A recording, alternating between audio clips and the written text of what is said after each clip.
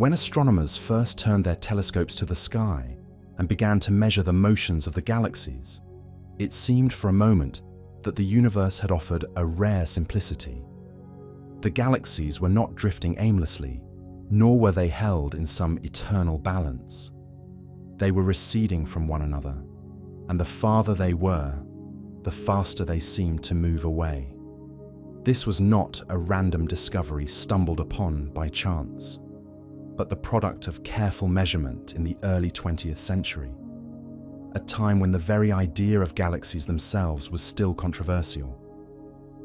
For many astronomers, the spiral smudges seen through telescopes were thought to be clouds within the Milky Way. The cosmos was imagined as vast, but perhaps not endless.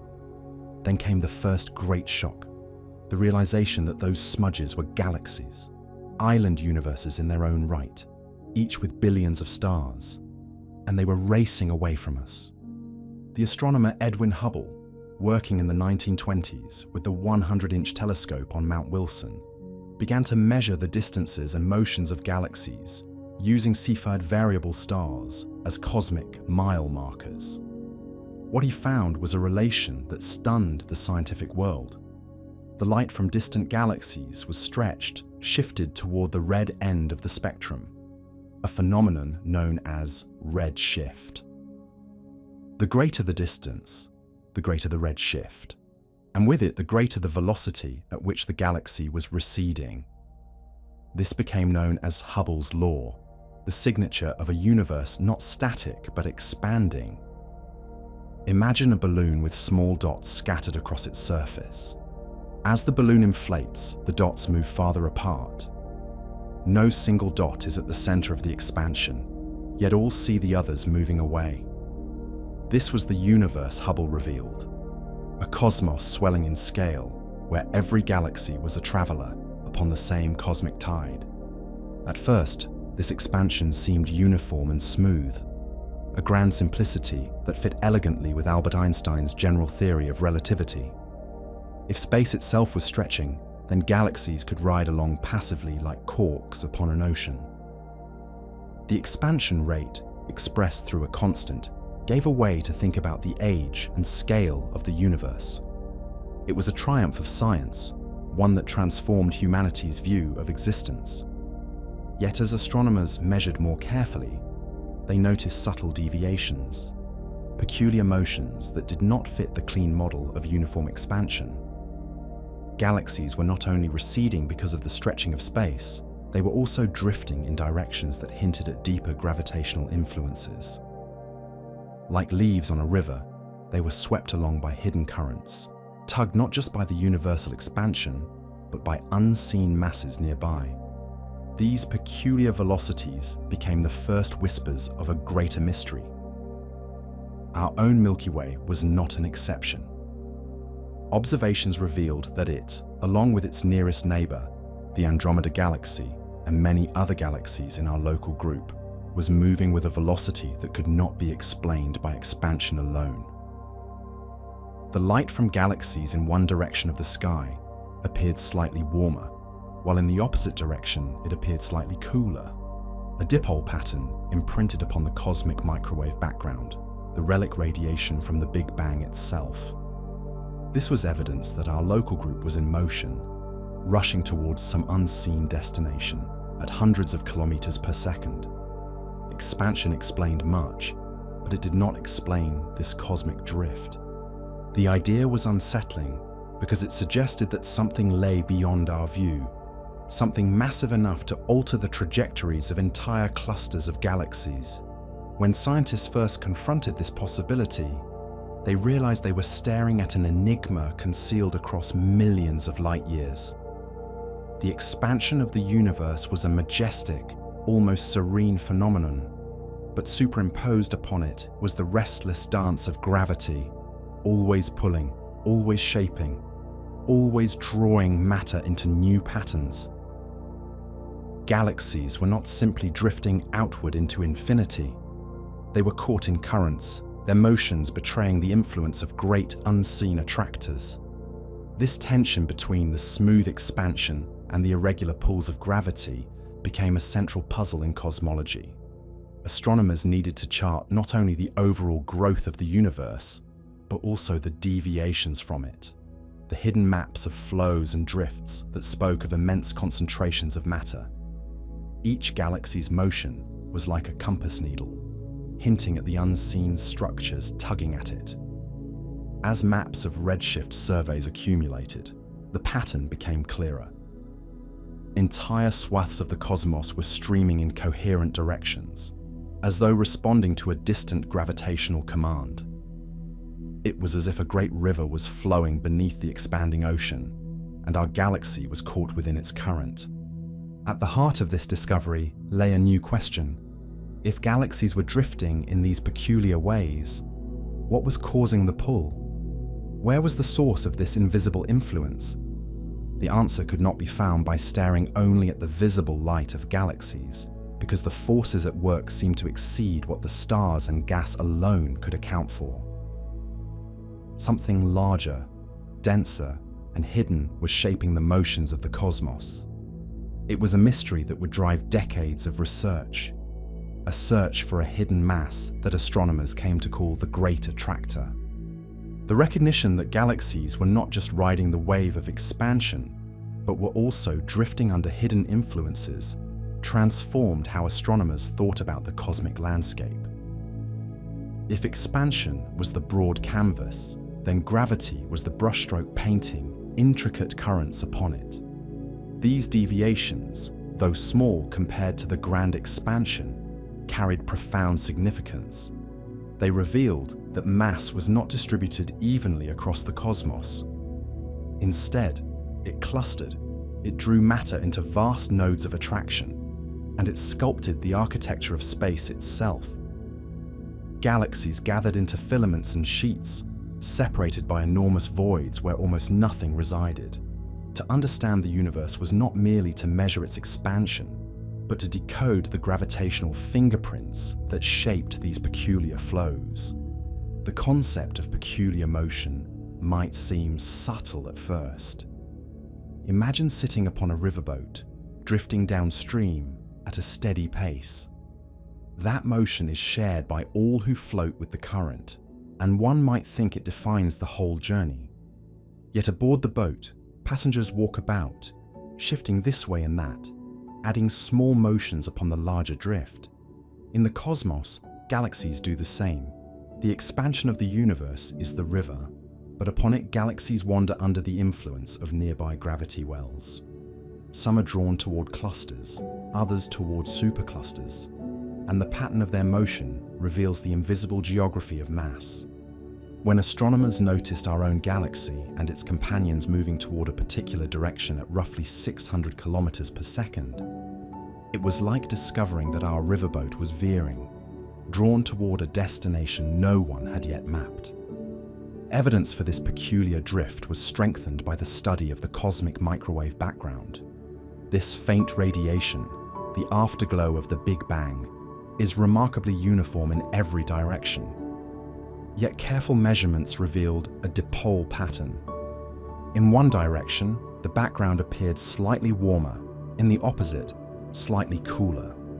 This was not a feature of the radiation itself, but of our motion through it.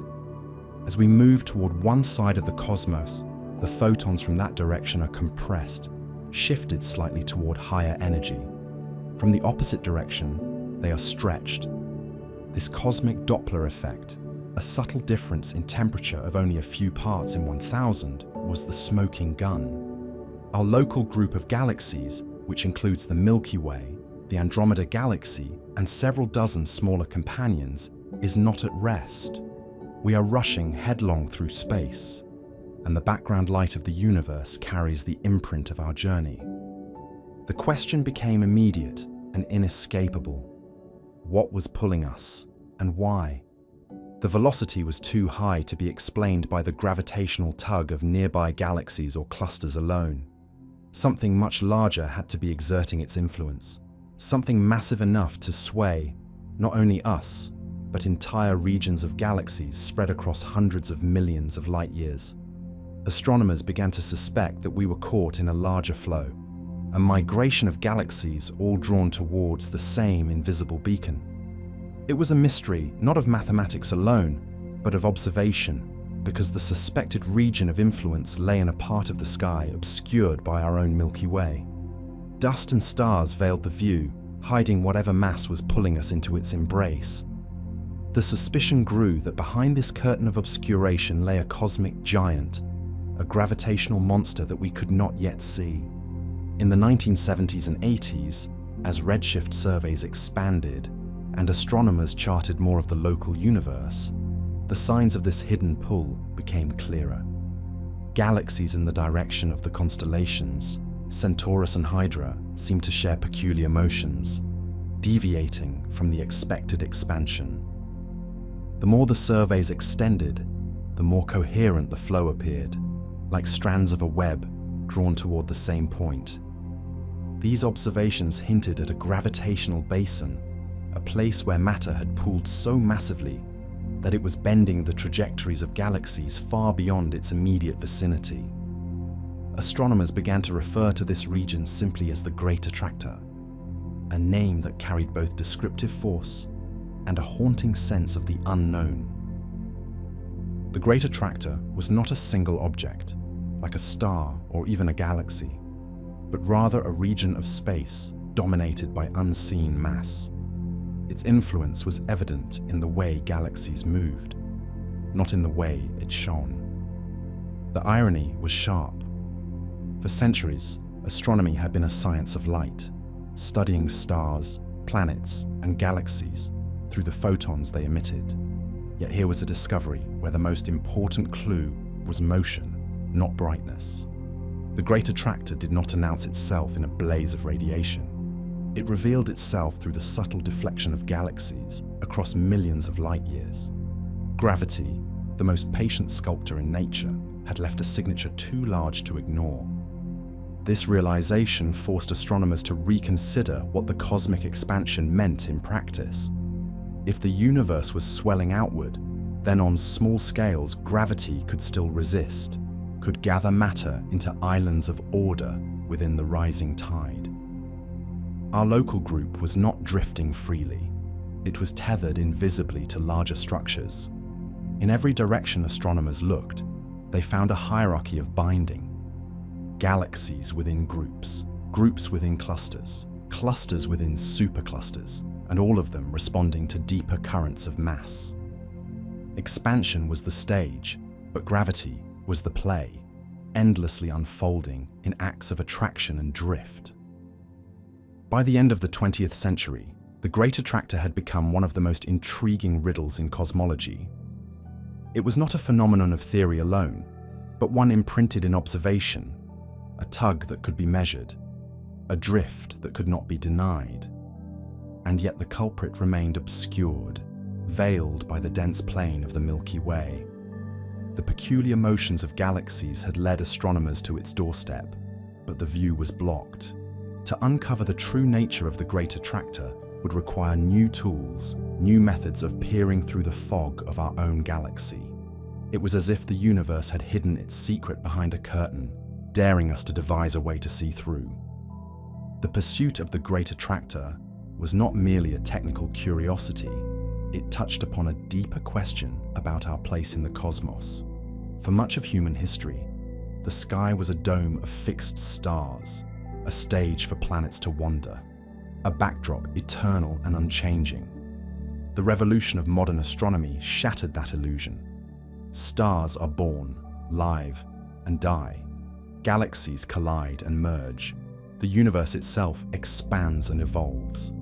Yet even within that grand expansion, the discovery that our own galaxy was not at rest, but was instead being pulled through space, carried a profound emotional weight. It meant that the Milky Way, our Sun, our Earth, and every life that has ever existed here are passengers on a larger journey, a migration written into the very structure of the cosmos. This cosmic drift can be imagined as a kind of music playing beneath the silence of space. The expansion provides the steady rhythm, a uniform beat to which the galaxies recede. But superimposed upon it are melodies and variations, the gravitational harmonies of structures tugging at one another. The song is subtle but persistent, and it reveals the hidden architecture of the universe. In this sense, the Great Attractor became not only an astrophysical mystery, but also a symbol of the unseen forces that shape our reality. The galaxies are not just drifting away into an infinite night.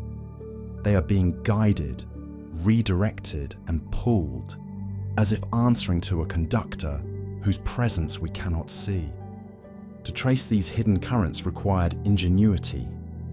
Optical telescopes could not penetrate the dust and stars of our own galaxy, which lay directly in the way of the suspected region. The Milky Way became a barrier, a zone of avoidance where visible light failed us. But astronomers are nothing if not resourceful. They turned to other wavelengths, seeking the light that could slip through the shroud. Infrared telescopes could pierce the dust, revealing galaxies otherwise hidden. Radio telescopes traced the whisper of neutral hydrogen, mapping structures invisible to the eye. X-ray observatories uncovered the hot gas that fills the spaces between galaxies, glowing faintly as a signature of clusters. Slowly, with each new instrument, the curtain began to lift. The zone of avoidance was not impenetrable, only difficult. And behind it lay hints of clusters, filaments, and superclusters, gathering in the very region where the Great Attractor was thought to reside. The more astronomers looked, the more they realized the challenge was not just to identify one object, but to understand a region of astonishing complexity. Gravity does not act in isolation. It pulls upon everything, and the result is a web of interactions. Galaxies fall toward clusters. Clusters fall towards superclusters, and those superclusters themselves respond to even larger concentrations of mass. What had first appeared as a single attractor might in fact be only part of a larger chain, a node in a network of flows that spanned hundreds of millions of light years. The Great Attractor was both real and elusive, a gravitational basin whose contours could be mapped by motion but whose true composition remained unclear. This uncertainty was not a weakness of the science, but a measure of how deep the mystery ran.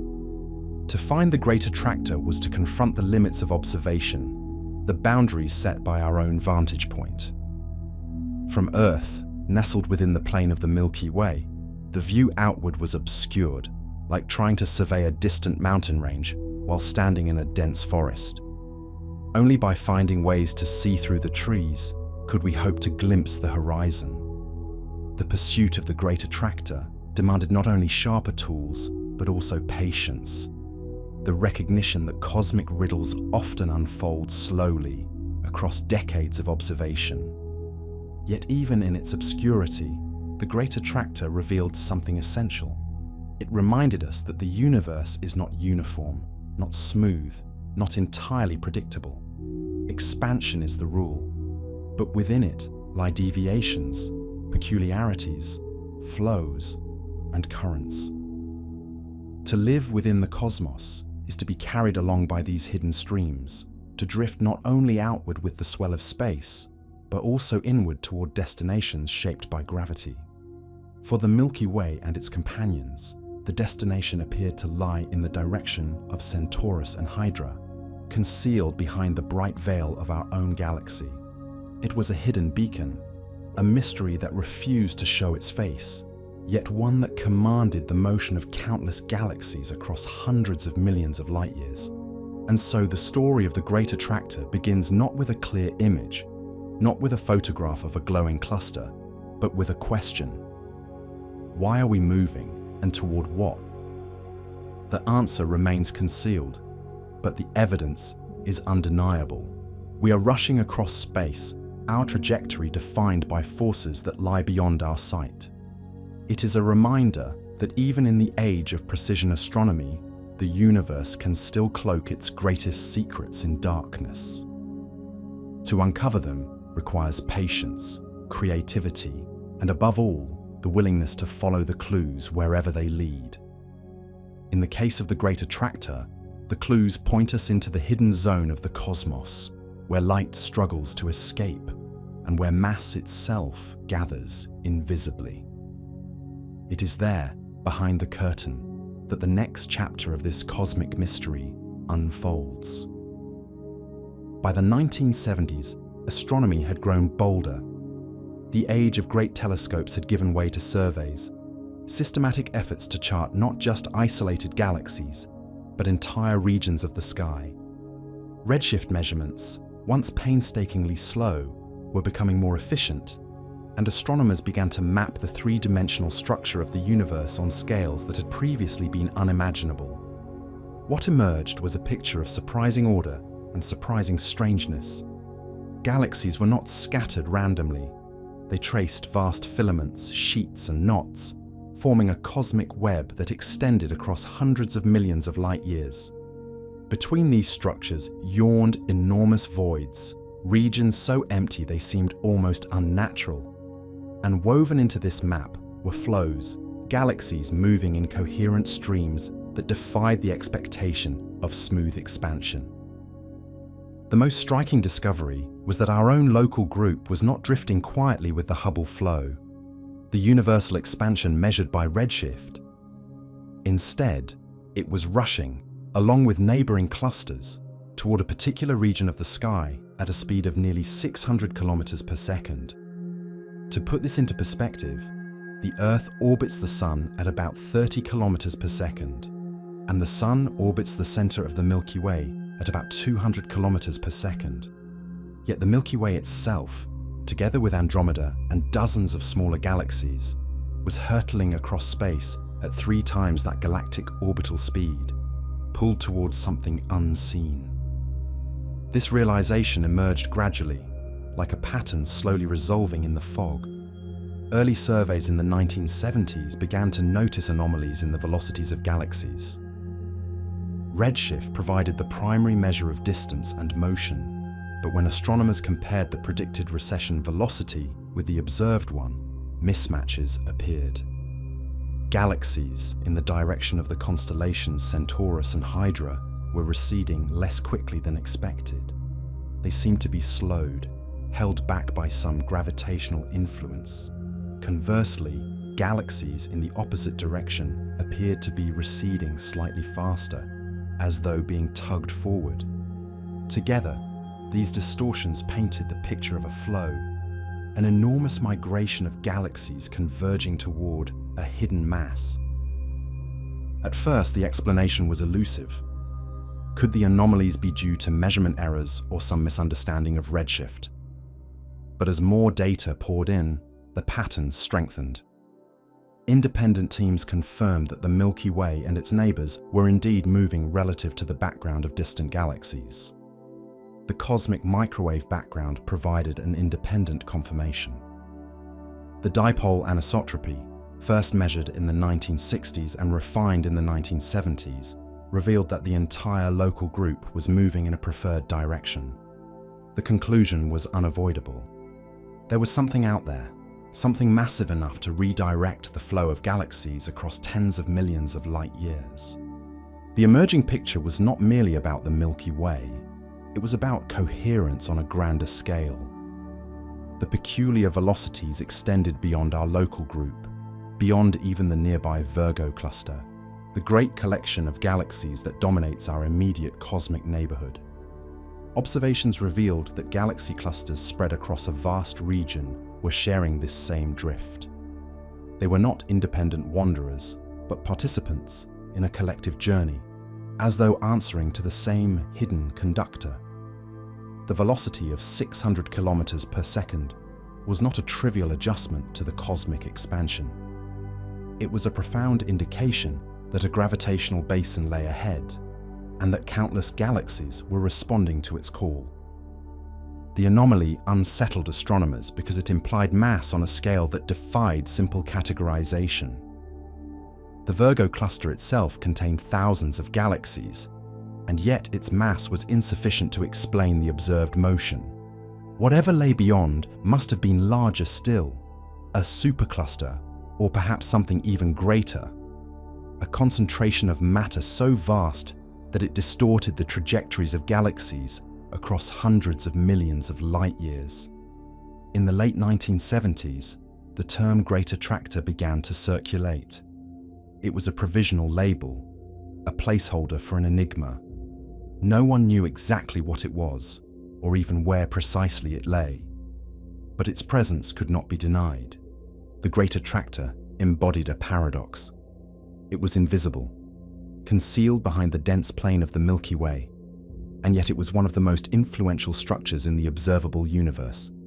It was like a hidden mountain whose gravitational field could be felt by travelers, but whose summit was obscured by clouds. The redshift surveys and background radiation maps gave us the contours of its pull, but the heart of the attractor remained shrouded. Astronomers faced a dual challenge: to refine the measurements of motion and to develop instruments capable of peering through the veil of our own galaxy. The search had begun in earnest, and with it, the promise of unveiling a new layer of cosmic structure. By the close of the 1970s, astronomers had begun assembling larger and more systematic redshift catalogues, each containing thousands of galaxies with measured distances and velocities. What emerged was striking. Galaxies were not sprinkled randomly across the cosmos. They clumped into chains and sheets, forming vast patterns that stretched across hundreds of millions of light years. Within these structures, however, were unmistakable signs of peculiar motion, galaxies deviating from the expected Hubble flow as though caught in hidden streams.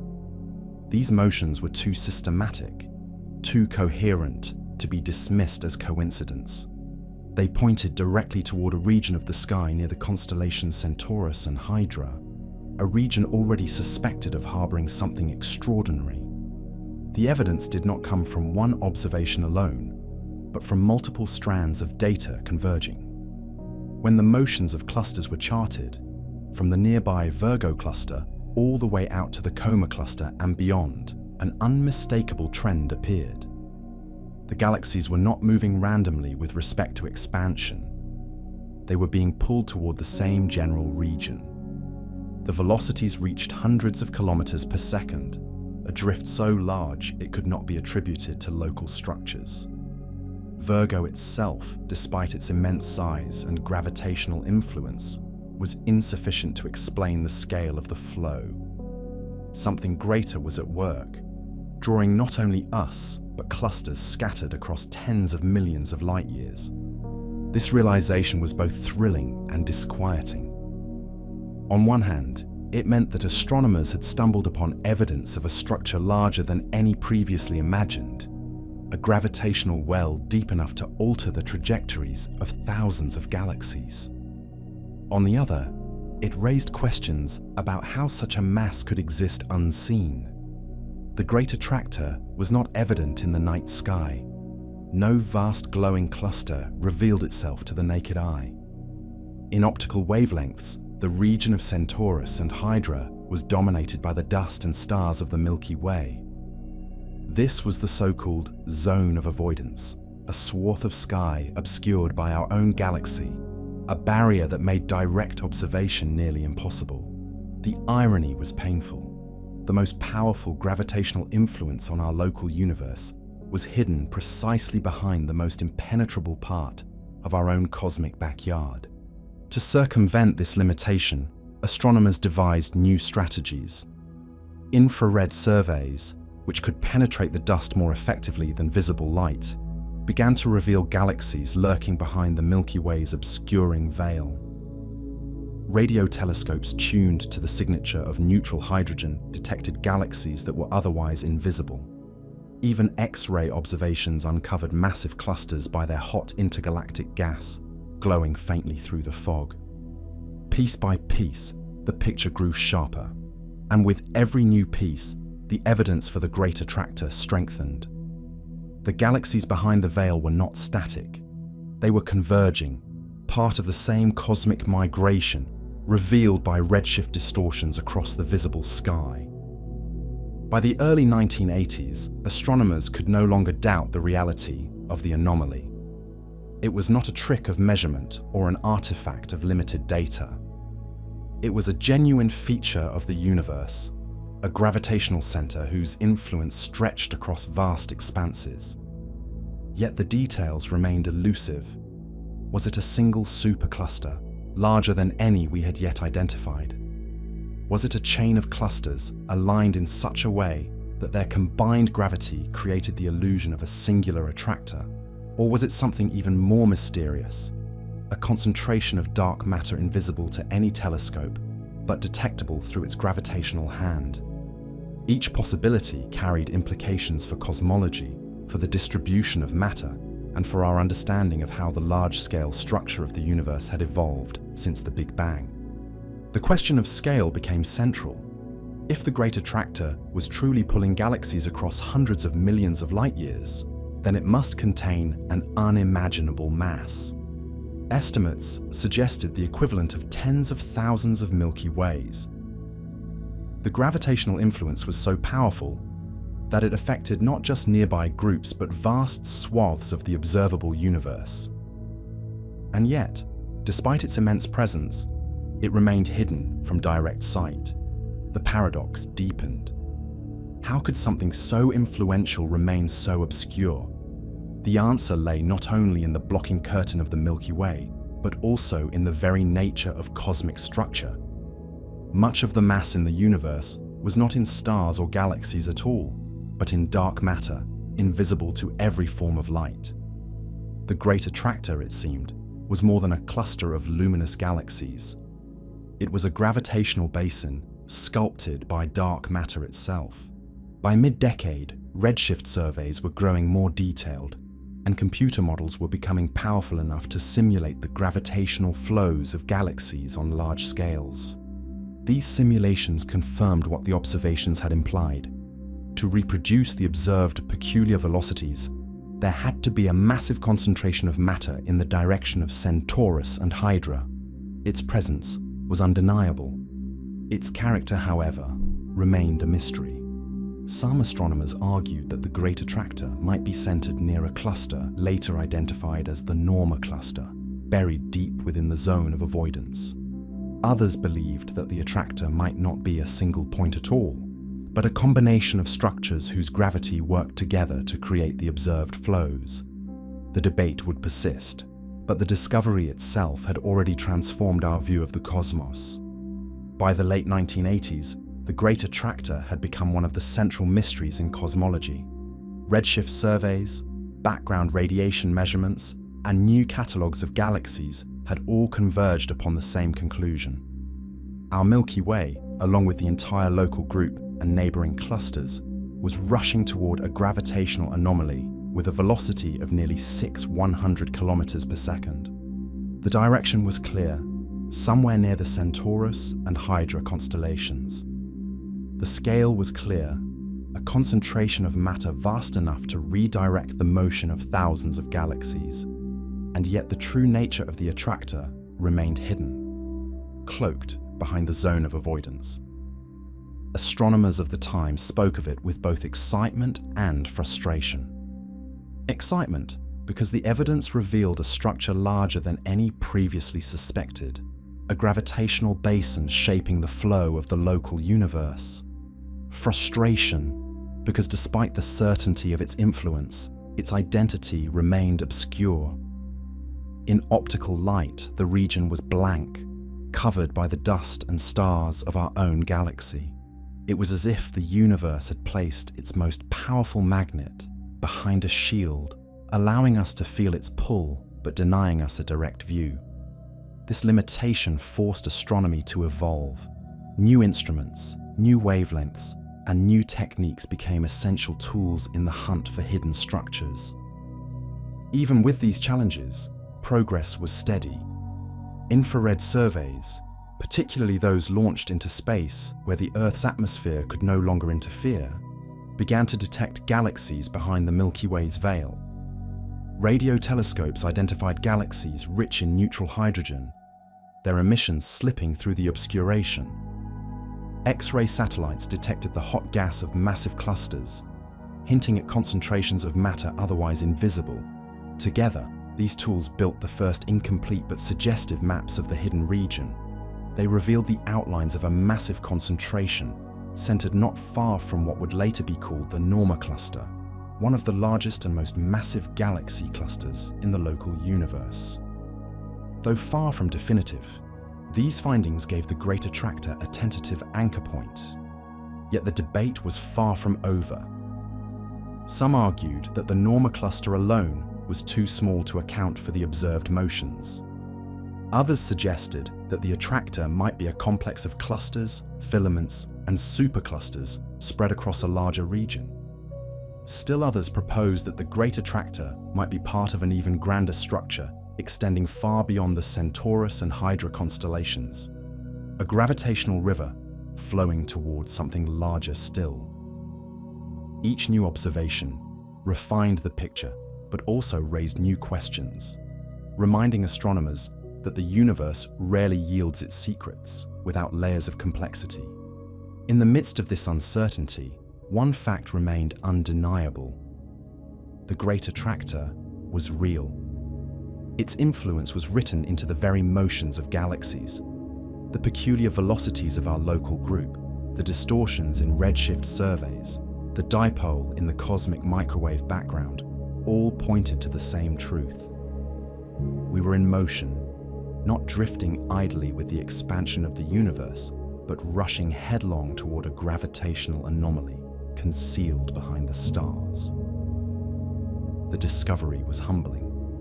It reminded us that even as we measured the cosmos with increasing precision, vast structures remained hidden, waiting to be revealed.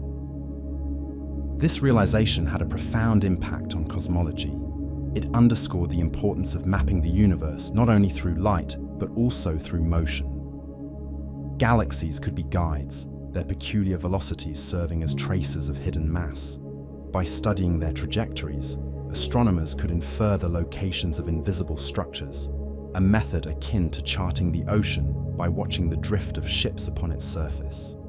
In this way, the Great Attractor transformed from a mystery into a laboratory, a challenge that pushed astronomy beyond the limits of optical observation and into new domains of exploration.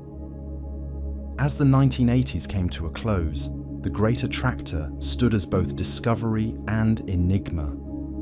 Its gravitational hand was undeniable, yet its face remained veiled. The next step was clear. To understand it, astronomers would have to peer through the obscuring disk of our own galaxy, into the zone of avoidance where light was scattered and absorbed. Only then could the true shape of the Great Attractor be revealed. The journey into this hidden region would become the next chapter in the unfolding story. A story that would reveal not only the attractor itself, but the larger cosmic structures of which it was a part. The discovery of the Great Attractor had revealed a puzzle so vast it demanded explanation, yet the universe had chosen to conceal it behind one of the most stubborn barriers in astronomy. The direction of its pull lay directly behind the dense disk of our own Milky Way, the glittering plain that fills the night with stars. To the human eye, the Milky Way appears as a luminous band stretching across the sky, beautiful and serene. To astronomers, it is also a curtain of obstruction. Dust clouds, thick lanes of interstellar gas, and countless stars crowd the line of sight, blocking and scattering the light of galaxies beyond. For centuries, this region had been known as the Zone of Avoidance, a stretch of sky where the census of galaxies thinned dramatically, not because galaxies were absent, but because they were hidden from view. The irony was profound. The Milky Way is our home, the galaxy that gives us stars, planets, and life. Yet it is also the very reason we cannot see the Great Attractor directly. Its veil of dust is made of microscopic grains, remnants of dying stars and the raw material of new ones. These grains absorb and scatter visible light, rendering distant galaxies invisible to optical telescopes. For astronomers of earlier centuries, the Zone of Avoidance was a region of mystery, where the absence of galaxies seemed to suggest cosmic voids. Only in the 20th century did it become clear that the void was an illusion. Beyond the Milky Way's disk lay just as many galaxies as anywhere else, hidden behind the foreground haze of our own neighborhood. The challenge was immense. To chart the Great Attractor, astronomers needed to find ways of seeing through or around the obscuring veil. Visible light could not accomplish this, but light comes in many forms, each with its own ability to penetrate dust. Infrared radiation, with its longer wavelengths, slips through the dust more easily, revealing stars and galaxies hidden behind the curtain. Radio waves are even less impeded, passing largely unaffected through the fog of gas and dust. X-rays, emitted by the hot gas in galaxy clusters, provide yet another window. By combining these methods, astronomers could begin to peel back the layers, exposing the structures hidden in the zone of avoidance. The process was painstaking. Infrared surveys revealed streams of galaxies threading through the obscured region, their light reddened but still detectable. Radio telescopes identified hundreds of galaxies rich in neutral hydrogen, whispering their presence through the characteristic 21-centimeter line. X-ray observations, conducted from orbit above Earth's atmosphere, traced clusters of galaxies glowing faintly as their gas was heated to millions of degrees. Each technique revealed a piece of the puzzle. No single method was sufficient, but together they provided a composite map, a way of reconstructing the hidden landscape. Even with these advances, the view remained incomplete. The zone of avoidance was vast, stretching across the central plane of the Milky Way, covering nearly a quarter of the sky. To chart it required decades of surveys, each using different instruments, each adding new fragments of information. The hidden galaxies were faint, difficult to separate from the foreground stars.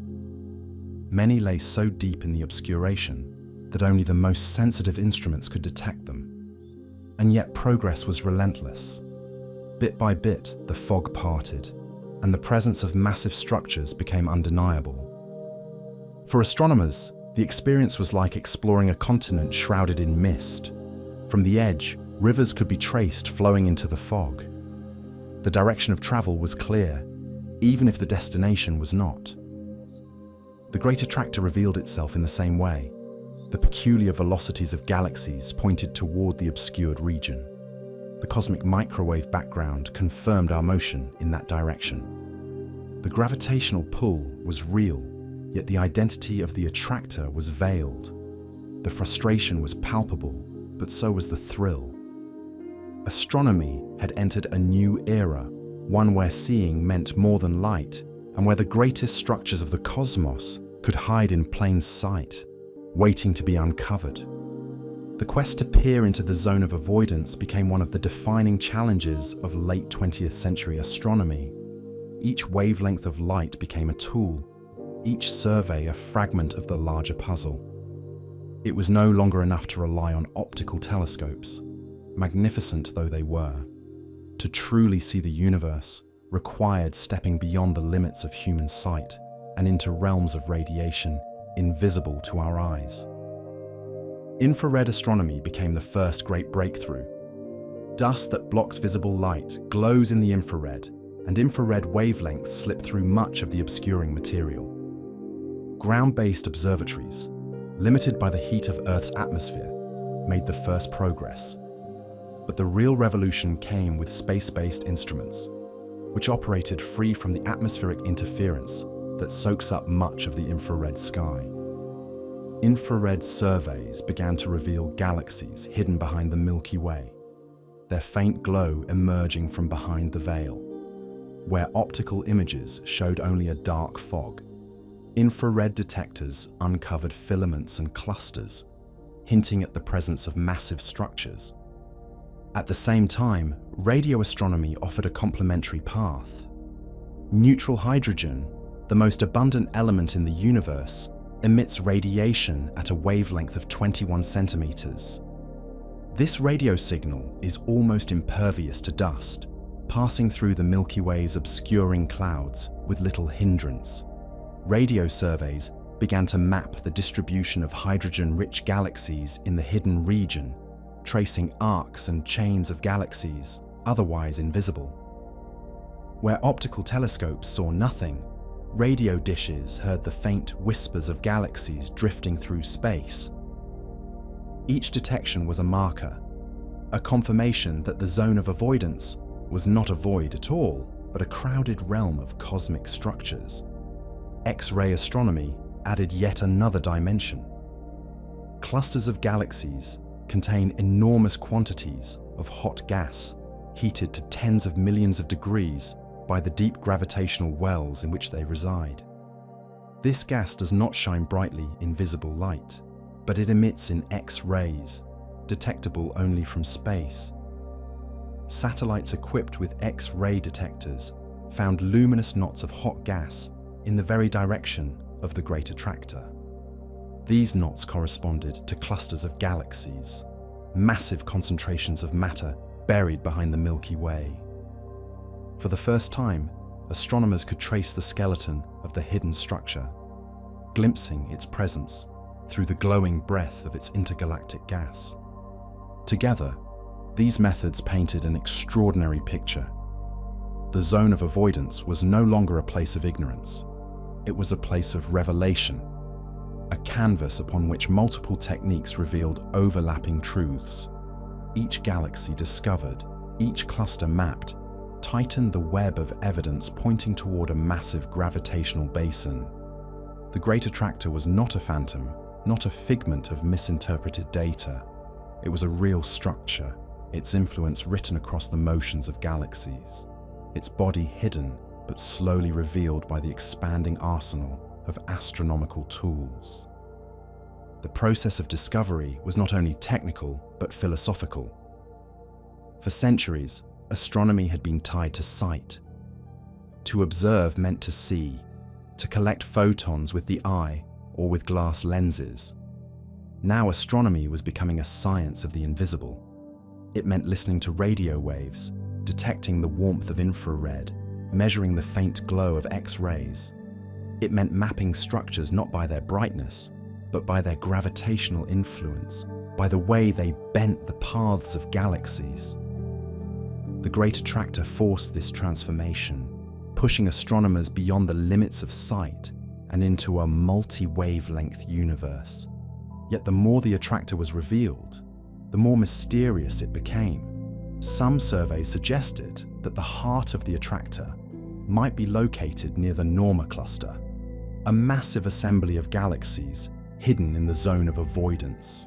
Others argued that the attractor could not be explained by a single cluster alone, that it must be part of a larger network of structures converging in the region.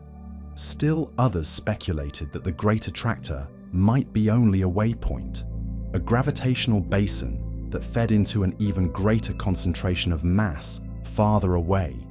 Every step toward clarity seemed to expand the scale of the mystery, drawing astronomers into deeper questions about the architecture of the cosmos. The veil was lifting, but what it revealed was not a single solution.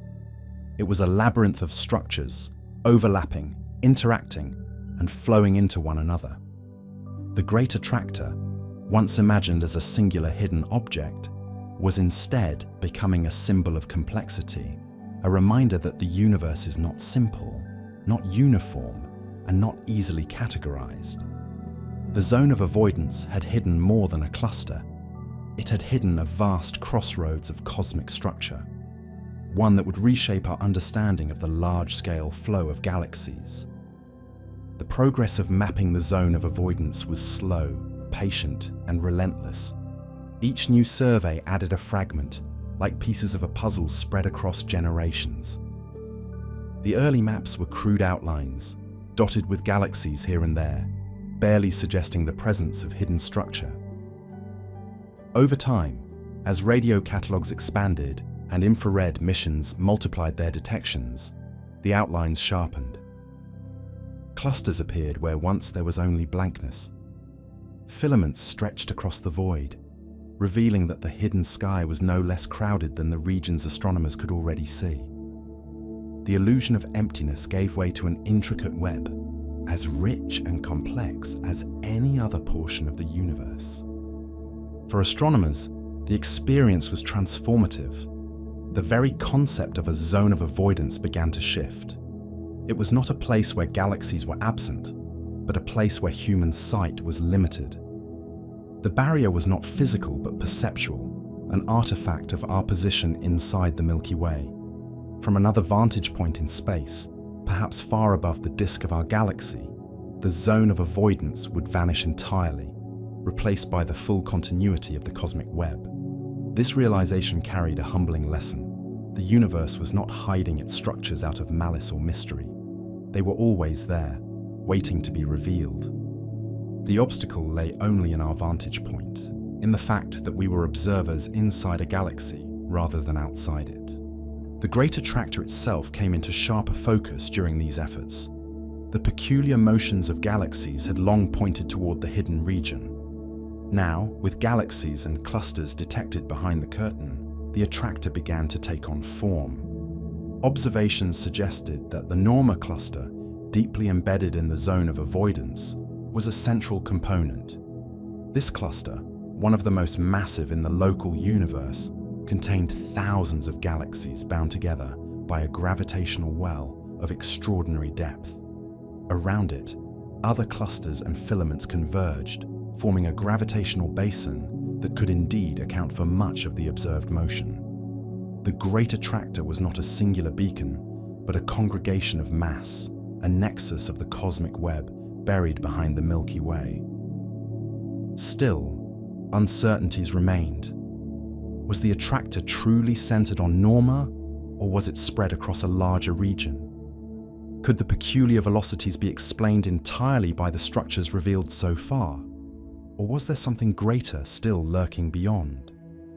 The surveys provided tantalizing answers, but also opened further questions. What became clear was that the universe was not simple. Gravity did not arrange matter into neat, singular nodes. Instead, it wove a tapestry of overlapping structures, each feeding into the next, each pulling on galaxies across vast distances.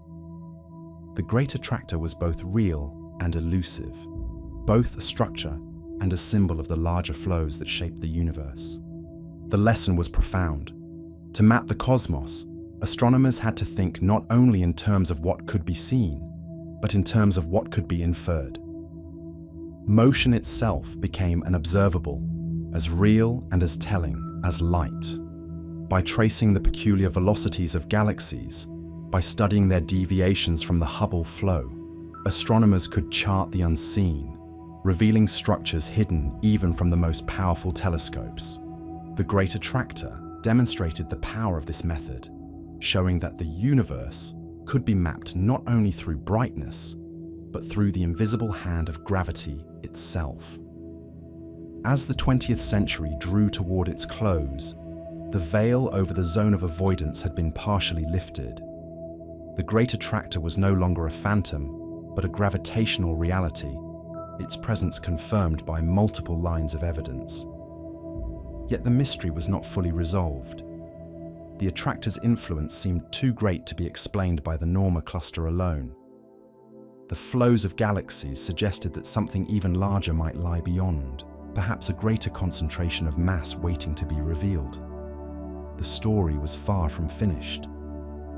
The Great Attractor, once thought to be the ultimate destination, might only be a step along the way. And so, the mystery deepened.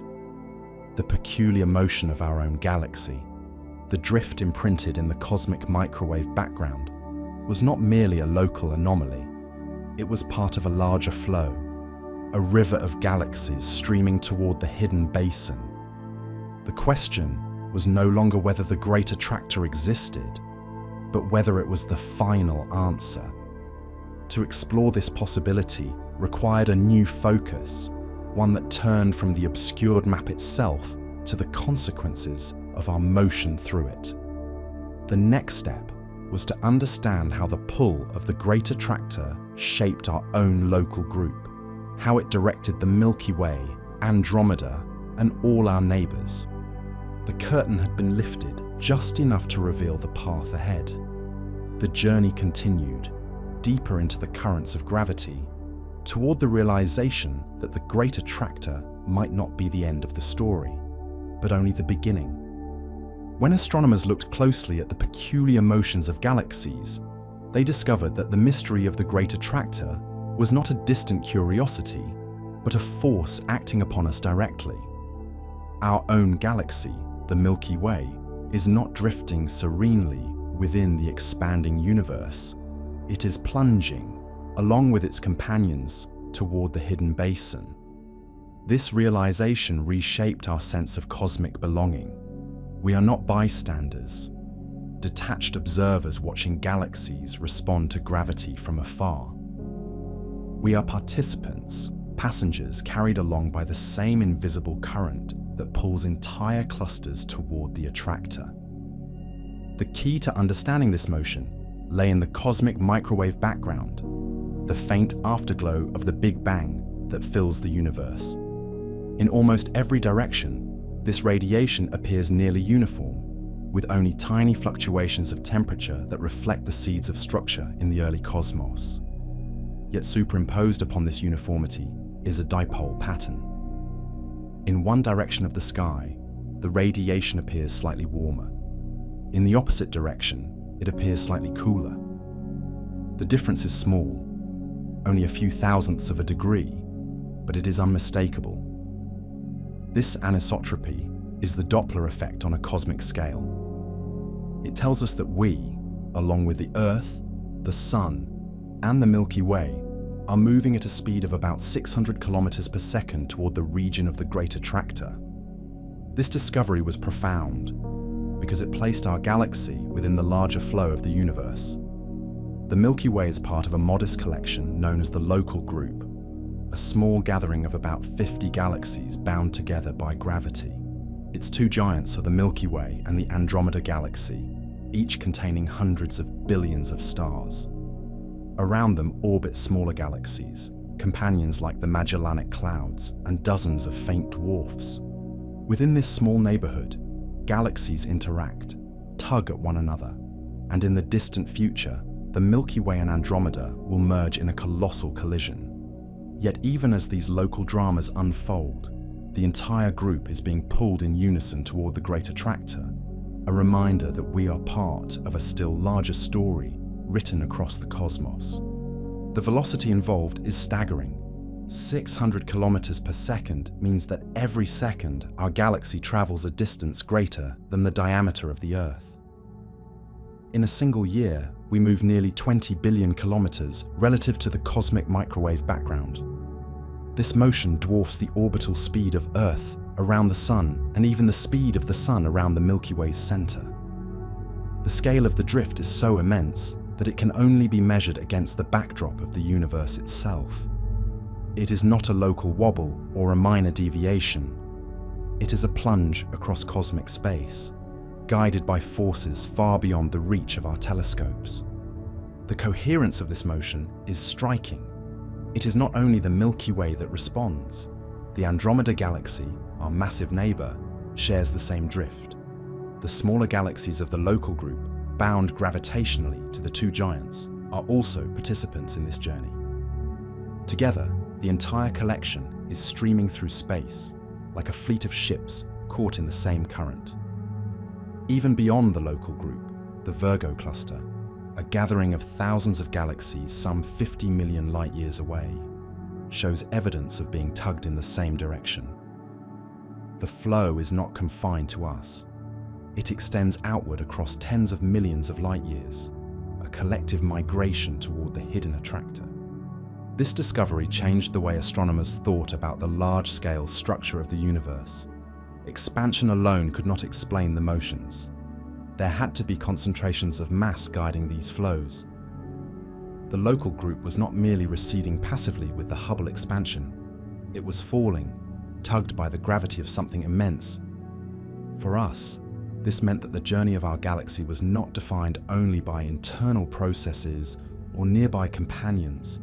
It was part of a river of motion extending outward, shaped by forces we could not yet fully see. To know where we are in the universe required not only mapping the visible galaxies, but also tracing the invisible currents that carry us across space. The knowledge that our galaxy is rushing headlong through the cosmos at hundreds of kilometers per second is at once exhilarating and unsettling. Exhilarating because it reveals that we are connected to the grandest structures in the universe, our motions linked to masses spread across hundreds of millions of light years. Unsettling because it reminds us how little control we have over our trajectory. We are passengers on a galactic vessel, caught in currents of gravity far beyond anything we can influence. Our fate is bound not only to the stars around us, but to the great structures of the cosmic web itself. The realization that our local group is not alone in its motion, but is instead part of a far larger pattern, reshaped the cosmic map. When astronomers extended their surveys outward from the Milky Way, they found that the peculiar drift extended across scales greater than anyone had imagined.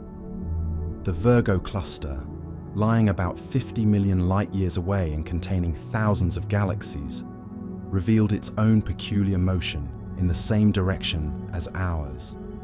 The coherence was unmistakable. It was as though countless ships scattered across a vast ocean were all being pulled toward the same hidden shore. The Virgo cluster is an immense structure, the dominant feature of our local supercluster. Its gravity shapes the motions of nearby galaxies, pulling them inward with a force sufficient to bind them together against the expansion of the universe. Yet even Virgo itself is not immune to the larger current. Despite its mass and dominance in the local region, it too is caught in the same flow that carries our local group. The implication was staggering. If a cluster as massive as Virgo could be tugged in this way, the attractor guiding the motion must be truly colossal. The concept of a supercluster began to take on new meaning in this context. Astronomers had long known that clusters of galaxies do not exist in isolation. They are linked into larger formations, associations of clusters that stretch across hundreds of millions of light years. Our local group and the Virgo cluster are part of one such region, once loosely described as the local supercluster. But the Great Attractor revealed that even this scale was insufficient. The flows of galaxies extended beyond Virgo, connecting us to structures still larger, hinting at an interconnected web of mass on scales far beyond the imagination of earlier generations. Evidence for this coherence came from redshift surveys that charted not only positions, but velocities. The pattern of motion was not random. Galaxies across vast regions were converging toward a point hidden in the direction of Centaurus and Hydra. The statistical weight of the data was overwhelming. It was not a trick of local structures or a misinterpretation of expansion. It was a genuine flow extending across hundreds of millions of light years. The Great Attractor was not simply pulling on us, it was pulling on entire swaths of the cosmic web. This discovery carried profound implications for cosmology. The expansion of the universe, once thought to be the dominant feature of cosmic motion, was revealed to be only part of the story. Superimposed upon it were these vast flows, rivers of galaxies shaped by gravity. To understand the universe was no longer just to measure the Hubble constant, the rate of expansion, but to map the deviations from it, to trace the hidden structures that bent the paths of galaxies. Peculiar motion became a new form of evidence, as fundamental as a redshift itself, a way of seeing the invisible architecture of mass. For the local group, this meant that our future was not simply to drift outward with the swelling of space. We were on a trajectory defined by forces far larger than ourselves. The Milky Way, the Andromeda Galaxy, and all our companions were moving together, bound by gravity, but also guided by the attractor's pull. The Virgo cluster shared this fate, and so did other nearby clusters. The sense of belonging expanded outward, from the scale of galaxies to groups, from groups to clusters, and from clusters to superclusters. At every level, the motion pointed toward the same hidden destination. This coherence suggested a deeper unity to the cosmos. The galaxies were not moving independently, but as part of a great migration. The local group was only one among many travelers, its path defined by the same currents that guided clusters millions of light years away. In this way, the Great Attractor became more than an anomaly. It became a map, a signpost pointing to the interconnectedness of the universe. To study it was to glimpse the larger web of gravity that ties galaxies together into structures of unimaginable scale. And yet, this very coherence raised new questions. Was the Great Attractor the ultimate source of the flow, or was it itself part of an even greater concentration of matter farther away? The farther astronomers extended their surveys, the more they suspected that the attractor might not be the final destination. Perhaps it was only one basin in a cascading series of gravitational wells, each feeding into the next, each guiding galaxies toward larger structures. If that were true, then our local group's journey was not toward a single endpoint, but along a path defined by multiple attractors, each more massive and distant than the last. The recognition that the local group, Virgo and beyond, were all participants in this grand motion transformed the way astronomers thought about cosmic flows. The universe was not simply expanding like a balloon. It was a landscape of hills and valleys carved by gravity, and galaxies were like rivers running downhill, drawn toward the deepest basins of mass.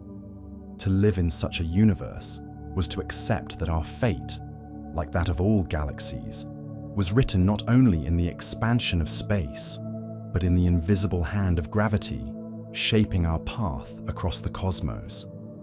The recognition that our galaxy and its neighbors are participants in a vast cosmic flow gave astronomers a new way to think about the universe. Expansion alone was no longer the full story. Superimposed upon the outward swelling of space were immense rivers of motion, currents carved by gravity, guiding galaxies across unimaginable distances. For the local group, this meant that our trajectory was not simply outward, into the void, but inward, toward a hidden gravitational basin whose influence extended far beyond our small neighborhood. To trace this motion required painstaking comparisons between observation and theory. The peculiar velocities measured in redshift surveys were matched against models of gravitational flow, simulations that calculated how matter distributed across space would pull upon galaxies. The results were astonishing. Our local group, together with the Virgo cluster and many other clusters, was found to be part of a coherent migration extending across hundreds of millions of light years. The Great Attractor was not a local curiosity, but a central player in the structure of the nearby universe. This realization brought with it a shift in perspective. For centuries, humanity had struggled to define its place in the cosmos. The Earth was once thought to be the center of all things. Then the Sun was understood to be just one star among many in the Milky Way. The Milky Way itself was revealed to be only one galaxy among billions. And now even our galaxy's motion was seen not as independent, but as part of a river of galaxies flowing toward a hidden destination. Each step outward had diminished our sense of centrality, but expanded our sense of connection. We were part of something larger, woven into the fabric of cosmic structure. The imagery of rivers became central to how astronomers described these flows. Galaxies were like leaves caught in a current, drifting along paths carved by invisible valleys in the landscape of gravity. The Great Attractor was one such valley, a gravitational basin that pulled galaxies from across the sky. The local group was one of countless travelers, carried inexorably along this hidden course. To map our future meant not only tracing the expansion of the universe, but also following these rivers of motion, charting the unseen geography of mass. And yet, even as the local group's trajectory became clear, the questions deepened. Was the Great Attractor the final destination of these flows? Or was it only a waypoint, a bend in the river leading towards something greater still? The scale of the motion suggested that the attractor might be part of a larger structure, perhaps linked to superclusters stretching even farther across space. The more astronomers learned, the more the mystery seemed to expand. Gravity was not guiding us toward a single anchor, but toward a hierarchy of structures, each feeding into the next. For the Milky Way and Andromeda, the lesson was humbling. Our fates are not shaped solely by our mutual gravitational dance, nor by the cluster around us, nor even by the Virgo cluster beyond. They are written into the very currents of the universe, currents that stretch across hundreds of millions of light years. The Great Attractor is the nearest visible sign of this truth, but it may not be the last. It is a doorway, a clue that points toward an even grander architecture. As the 20th century ended, the story of our local group's motion had become a tale not just of expansion, but of belonging. We are not drifting aimlessly through space. We are moving purposefully, though not of our own will, along paths defined by gravity's hand. Our galaxy, our stars, our Earth, all are part of a river of matter streaming toward a hidden mass. The Great Attractor had revealed itself as both puzzle and guide, and the next question became inevitable. What is it? What lies within that obscured region, powerful enough to pull galaxies from across the universe? The search for the answer would define the next stage of discovery, as astronomers turned from the fact of our motion to the identity of the attractor itself. The question that lingered at the close of the 20th century was simple to ask, yet immensely difficult to answer. What exactly is the Great Attractor? For years, astronomers had measured its influence indirectly through the peculiar motions of galaxies, through distortions in redshift, through the dipole in the cosmic microwave background.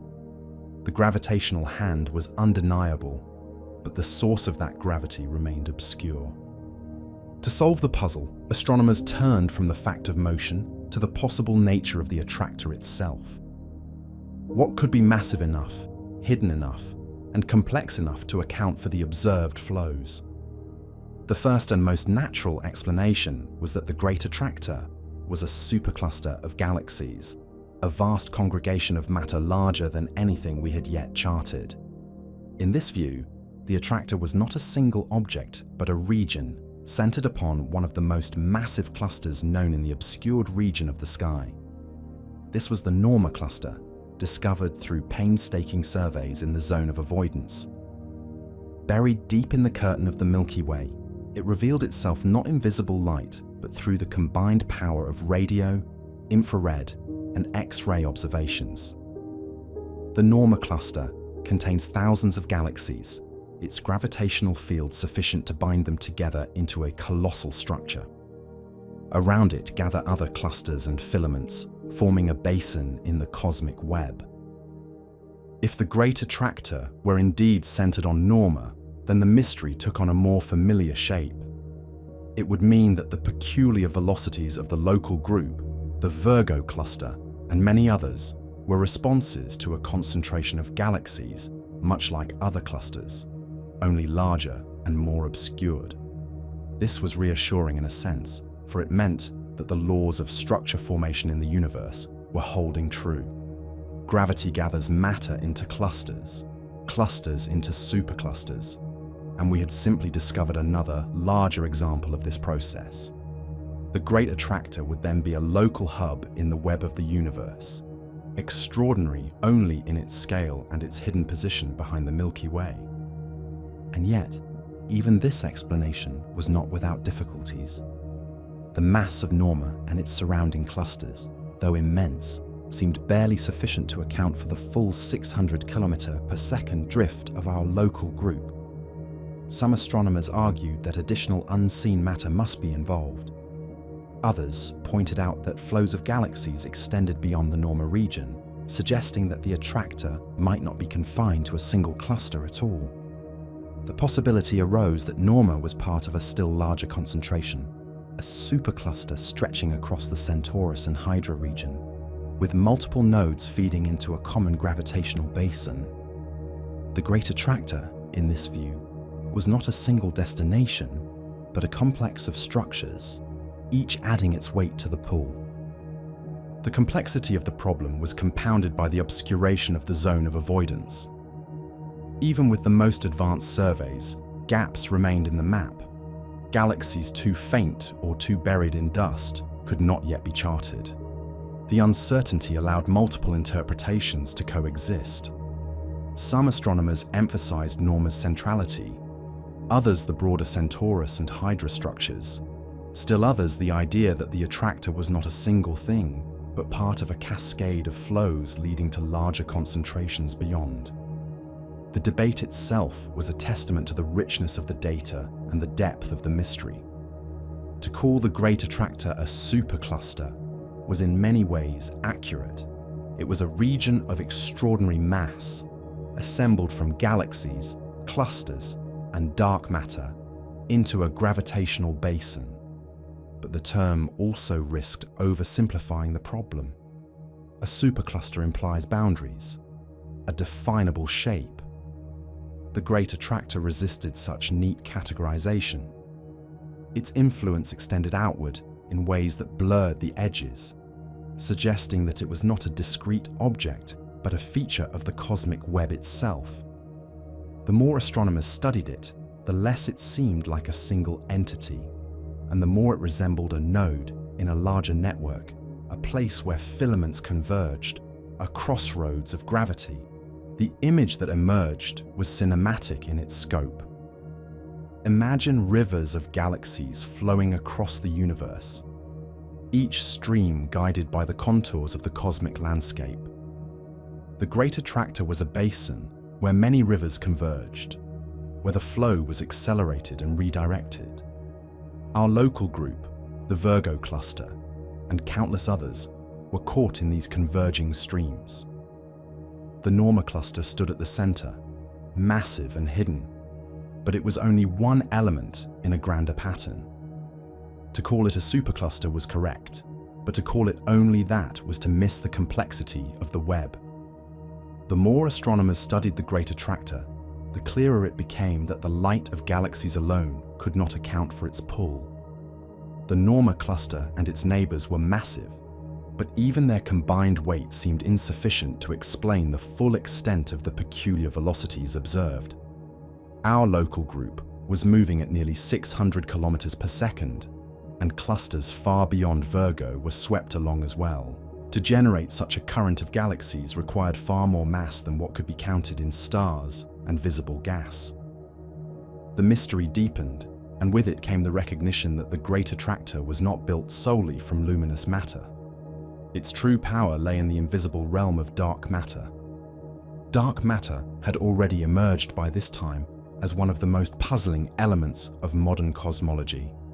Decades earlier, astronomers had noticed that galaxies rotated faster than their visible stars could explain.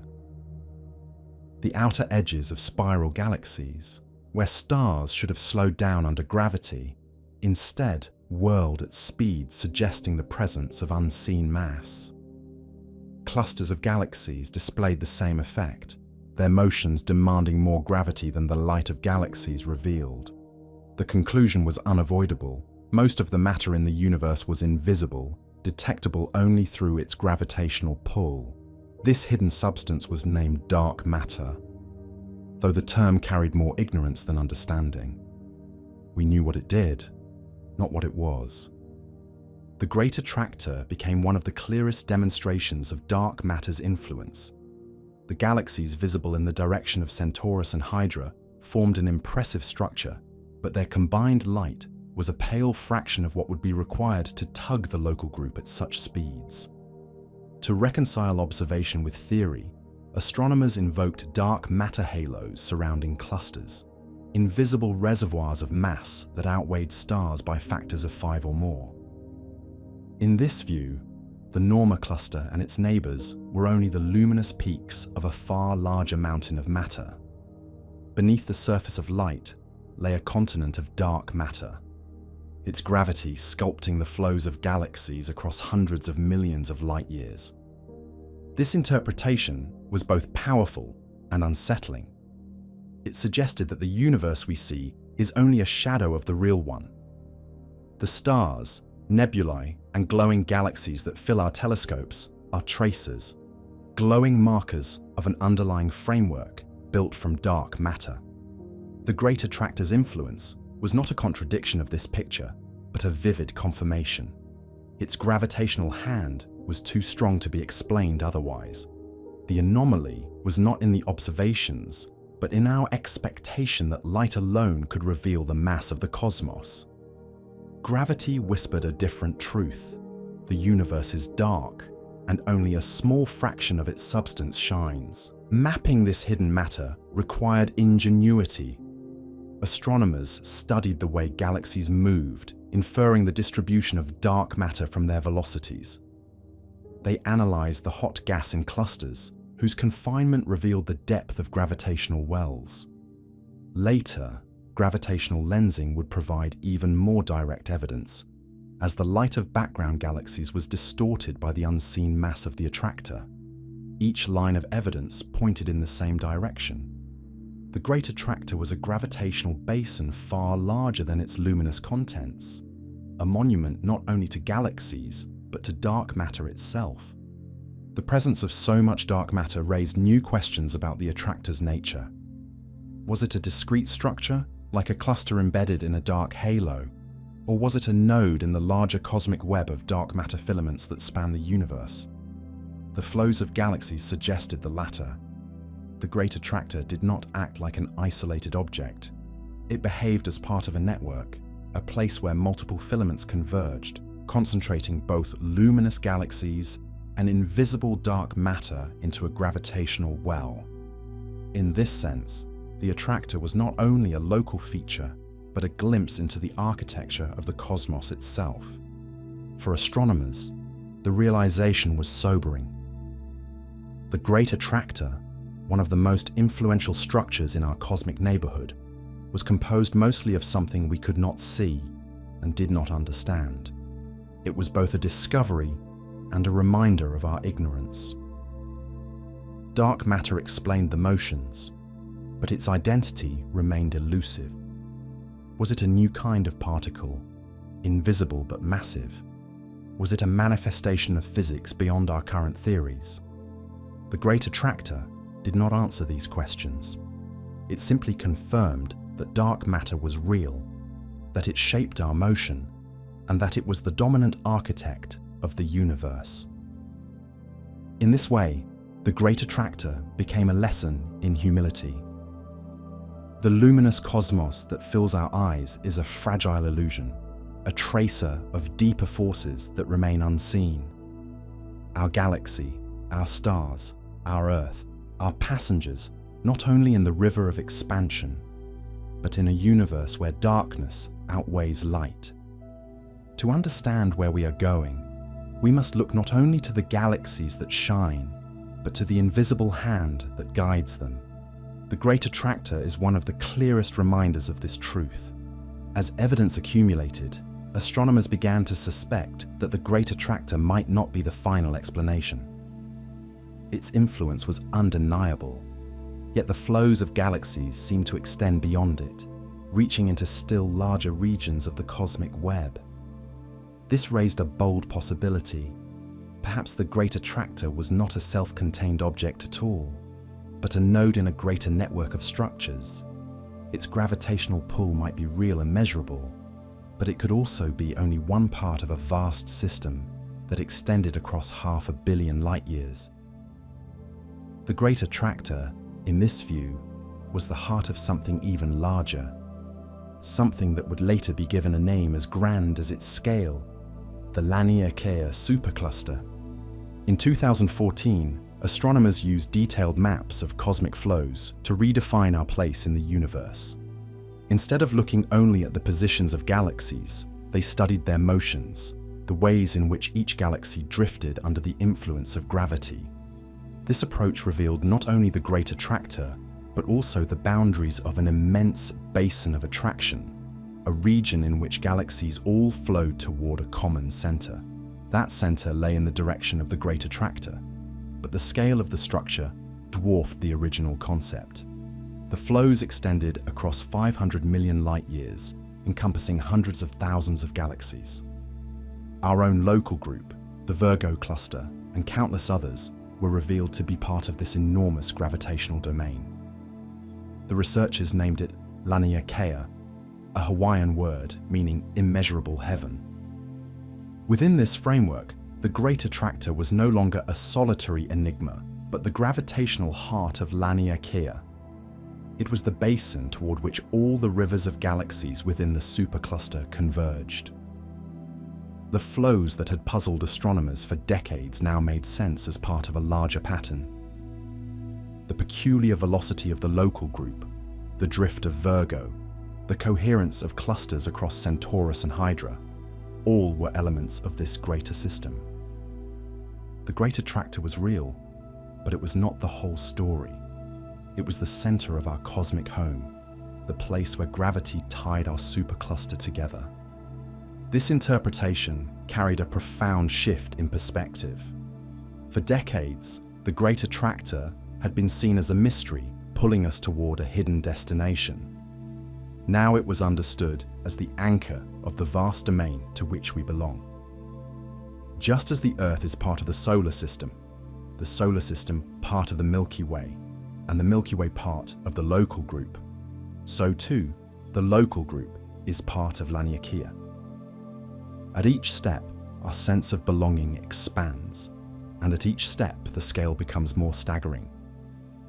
To say that we are moving toward the Great Attractor is to say that we are flowing within the river of our supercluster, caught in currents that extend across hundreds of millions of light years. The discovery of Laniakea also revealed the hierarchical nature of the universe. Structures are not isolated, but interconnected. Galaxies gather into groups, groups into clusters, clusters into superclusters, and superclusters into filaments that span the observable cosmos. The Great Attractor, once thought to be an anomaly, is instead a natural part of this hierarchy. It is the deepest basin in our region of the cosmic web, the gravitational low point into which matter has pooled. Its existence is not strange, but inevitable, given the way the universe organizes itself under the influence of gravity and dark matter. And yet, even as this explanation provided clarity, it also opened new questions. If Laniakea is our home supercluster, then what lies beyond it? The flows of galaxies do not stop at its edges. They extend outward, feeding into still larger concentrations of mass, such as the Shapley supercluster farther away. The Great Attractor may be the heart of Laniakea, but it is not the deepest well in the cosmic landscape. Beyond it, greater structures wait, tugging at galaxies across even larger scales. In this way, the Great Attractor is both destination and passage, a reminder that the universe is not static, but a cascading hierarchy of flows. For astronomers, this realization was humbling and exhilarating. The Great Attractor had begun as a troubling anomaly, a mysterious pull hidden behind the Milky Way. Decades of work revealed it to be not a contradiction, but a clue, a signpost pointing toward our place in the universe. To know that we belong to Laniakea is to know that we are part of an immeasurable heaven, a supercluster of staggering size, bound together by gravity and shaped by invisible dark matter. The Great Attractor is not simply an unknown force tugging us across space. It is the gravitational center of our cosmic home. As the picture became clearer, the story of the Great Attractor changed. It was no longer only a question of what lies behind the Milky Way. It became a question of how gravity organizes the universe, of how our own motion is part of a larger flow. The mystery did not vanish. If anything, it deepened, for the discovery of Laniakea only underscored how much remains unseen, how much lies beyond. The Great Attractor remains both an answer and a question, a beacon that shows us where we are and hints at where we are going. When astronomers confronted the scale of the Great Attractor, they realized that luminous matter alone could not explain its power. The galaxies visible in the Norma cluster and its neighbors accounted for only a fraction of the required mass. To pull entire clusters across hundreds of millions of light years demanded something more, something hidden. The answer lay in a substance already haunting the edges of cosmology: dark matter. The idea of dark matter emerged not from speculation, but from contradiction. In the 1930s, astronomer Fritz Zwicky studied the Coma cluster and found that the galaxies within it moved far too quickly to be held together by the gravity of the stars alone. Without some additional mass, the cluster should have flown apart.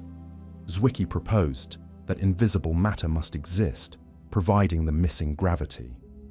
Decades later, Vera Rubin confirmed this truth within galaxies. She measured the rotation curves of spirals and found that their outer stars moved too fast, refusing to slow at the expected rate. It was as if each galaxy was surrounded by a massive halo of unseen substance. This invisible matter, neither emitting nor absorbing light, outweighed the stars by factors of 5 or more. By the time the Great Attractor became a focus of research, dark matter had already become the leading explanation for such gravitational anomalies. The Attractor's pull was a cosmic-scale demonstration of its presence. The galaxies we see are like lanterns floating on a dark ocean. The ocean itself is invisible, but its depth and weight determine the currents that carry the lanterns. The Great Attractor revealed one of the deepest parts of that ocean, a basin where dark matter pooled in such quantity that it redirected galaxies across vast distances. The invisible hand of dark matter reshaped how astronomers thought about the universe. No longer was the cosmos defined primarily by what we see. The glowing stars, the luminous galaxies, the radiant nebulae are surface features, traces of a deeper framework. That framework is sculpted from dark matter, which outweighs visible matter by a factor of 5. It is dark matter that dictates where galaxies form, how clusters assemble, and how flows of galaxies converge into attractors. The Great Attractor is not an exception to this rule, but one of its clearest examples. Its pull is the signature of an immense reservoir of dark matter, invisible yet undeniable. To map this hidden framework required new methods. Astronomers studied the peculiar velocities of galaxies, using them as tracers of gravitational wells. They mapped the hot gas in clusters, whose confinement revealed the presence of far more mass than stars could provide. Later, gravitational lensing became one of the most powerful tools, as the light from distant galaxies was bent and distorted by the unseen mass of intervening dark matter. Each technique added confirmation. The Great Attractor's mass was real, and most of it was dark. This realization carried profound implications for cosmology. If the Great Attractor is primarily composed of dark matter, then it is not unique in its invisibility. It is simply one of many nodes in the cosmic web where dark matter concentrates. The universe, on its largest scales, resembles a 3-dimensional network, with filaments of dark matter stretching across billions of light years. Galaxies form along these filaments like dew upon a spider's web. Clusters are the knots where filaments intersect. The Great Attractor is one of these knots, an especially deep basin in the dark matter web, hidden behind the Milky Way, yet powerful enough to guide the motions of entire superclusters. For us, the lesson is humbling. The motions of our galaxy, of Andromeda, of the entire local group, are determined not by the stars we see, but by the unseen scaffolding of dark matter. The visible cosmos is an illusion of brightness draped upon an invisible skeleton. The Great Attractor makes this truth tangible. We know where we are moving, but the substance that drives that motion cannot be seen. We live in a universe where the majority of matter is hidden, detectable only through the way it bends the trajectories of galaxies. To study the Great Attractor is to confront this invisible hand, it is to accept that the universe we perceive is partial, a shallow reflection of a deeper reality. The rivers of galaxies we observe are rivers cut by dark matter valleys. The Attractor itself is one such valley, deep and wide, a gravitational basin carved into the cosmic web. The light of galaxies shows us its outline, but its true body is dark. The Great Attractor forced astronomers to rethink how they measured the cosmos. For centuries, light had been the primary guide. Stars, nebulae, and galaxies were charted by their brightness and color, their distances inferred by ingenious methods of triangulation and standard candles. But the discovery of the Attractor showed that light alone could not tell the full story. Motion became just as important. The peculiar velocities of galaxies, their deviations from the smooth expansion of space, became signposts pointing to hidden concentrations of mass. In this way, the cosmos could be mapped not by what it revealed to the eye, but by how it tugged invisibly at its travelers. The method of mapping flows turned galaxies into compasses. Each one, by drifting slightly faster or slower than expected, by veering this way or that, testified to the gravitational contours of the landscape. Alone, a single galaxy's motion might seem insignificant, but taken together across thousands of galaxies, the pattern became unmistakable. Coherent streams of motion emerged, all converging toward the same basins. These basins were the attractors, carved not only by luminous matter, but by the vast pools of dark matter beneath the surface. In this sense, dark matter became visible in a new way, not through light, but through influence. It revealed itself in the same way a hidden river reveals itself through the swaying of trees along its banks. One cannot see the current directly, but its presence is undeniable in the way it bends the world around it. The Great Attractor was the largest demonstration of this principle in our region of space. Its existence was known first, not by sight, but by the collective drift of galaxies toward its hidden center. As astronomers refined these maps, the scale of the structures they uncovered grew larger and larger. Flows did not stop at the boundaries of the Great Attractor. They extended outward, connecting to other basins of attraction, merging into still larger currents. It became clear that the Attractor was not isolated, but part of a cascading chain of structures. The universe resembled not a simple balloon of expansion, but a complex web where gravity pulled matter into nodes and valleys, each feeding into the next. The Great Attractor was one such valley, a local low point in a terrain of unimaginable breadth.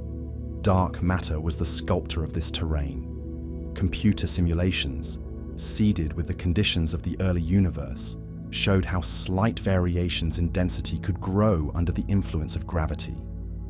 Over billions of years, these variations amplified, forming filaments, sheets, and clusters.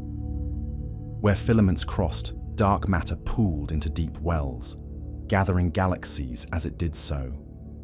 The simulations matched the observations with uncanny accuracy. They revealed that the hidden skeleton of dark matter guided the visible universe, like a frame guides a painting. Without dark matter, galaxies would not have formed in the way they did. Without dark matter, there would be no Great Attractor to pull us along our present course. This new way of seeing carried a poetic irony. The Great Attractor, once thought to be a singular anomaly, became a teaching tool for how the universe works. It demonstrated that gravity sculpts matter into flows and that the unseen outweighs the seen. The local group's peculiar velocity was not a quirk, but a clue. The Virgo cluster's drift was not an accident, but a signal. Each deviation from smooth expansion was a whisper of dark matter's presence, each one a piece of the larger puzzle. The more astronomers mapped these flows, the clearer the pattern became. Galaxies are not random wanderers. but travelers along predetermined routes, their paths guided by valleys in the dark matter web. The Great Attractor is one such valley, deep enough to affect us profoundly, but not unique in its nature. Across the cosmos, countless attractors exist, each pulling galaxies into their basins, each shaping the architecture of the universe. The hidden hand of dark matter ties them all together, creating a cosmic geography more intricate than any map of stars alone could show. This understanding did not diminish the mystery. Instead, it magnified it. We knew what dark matter did, but not what it was. The Great Attractor testified to its power, yet its identity remained unknown. Was dark matter made of exotic particles that interacted only through gravity? Was it a shadow of physics beyond our current theories? The Attractor could not answer these questions, but it made them unavoidable. Its pull on us was not only a physical force, but an intellectual one, drawing our attention toward the greatest unsolved problem in modern cosmology.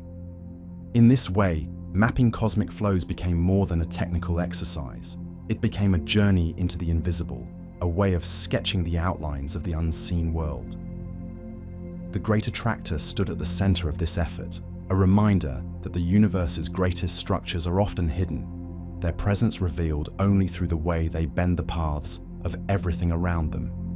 The Great Attractor is not only a gravitational anomaly, it is a doorway to a deeper truth about the universe, that most of reality is invisible, and that what we see is merely a thin layer draped upon a hidden framework. The luminous galaxies are scattered like sparks, but the fire that shapes their arrangement lies in the unseen mass that outweighs them 5-1. Dark matter is the invisible hand guiding the dance, and the Great Attractor is one of its most eloquent signatures. As astronomers extended their surveys beyond the immediate region of the Great Attractor, they found that the flows of galaxies continued outward, connecting to other concentrations of mass. This confirmed what simulations had long suggested. The universe is not a collection of isolated structures, but a network, a cosmic web of filaments, sheets, and clusters woven together by dark matter. Each attractor is not an end, but a junction, one basin among many in a cascading hierarchy. The Great Attractor, powerful though it is itself caught in the pull of still larger structures. The realization was profound. It meant that our journey through the cosmos was not toward a single destination, but part of a larger migration. Our local group is drawn toward the Great Attractor, but the attractor itself is drawn toward the Shapley supercluster farther away, and beyond that lie other nodes of the cosmic web, each exerting their gravity across billions of light years. The dark matter scaffolding that underlies the universe ensures that no structure exists in isolation. Everything is connected, and every flow leads into another. This view of the universe as a web reshaped our sense of belonging. Once, we thought of galaxies as solitary islands floating in an ocean of space. Now we know they are threads in a tapestry woven from dark matter. The Great Attractor is not an exception, but a vivid reminder of this truth. It is the valley into which our own thread descends, but beyond it lies the continuation of the pattern, the endless weave of filaments binding the cosmos. To understand our motion is to understand that we are part of this larger structure, drawn along currents that were set in place billions of years ago. The hidden hand of dark matter is not only a scientific idea, but also a philosophical one. It reminds us that the essence of the universe lies beneath appearances.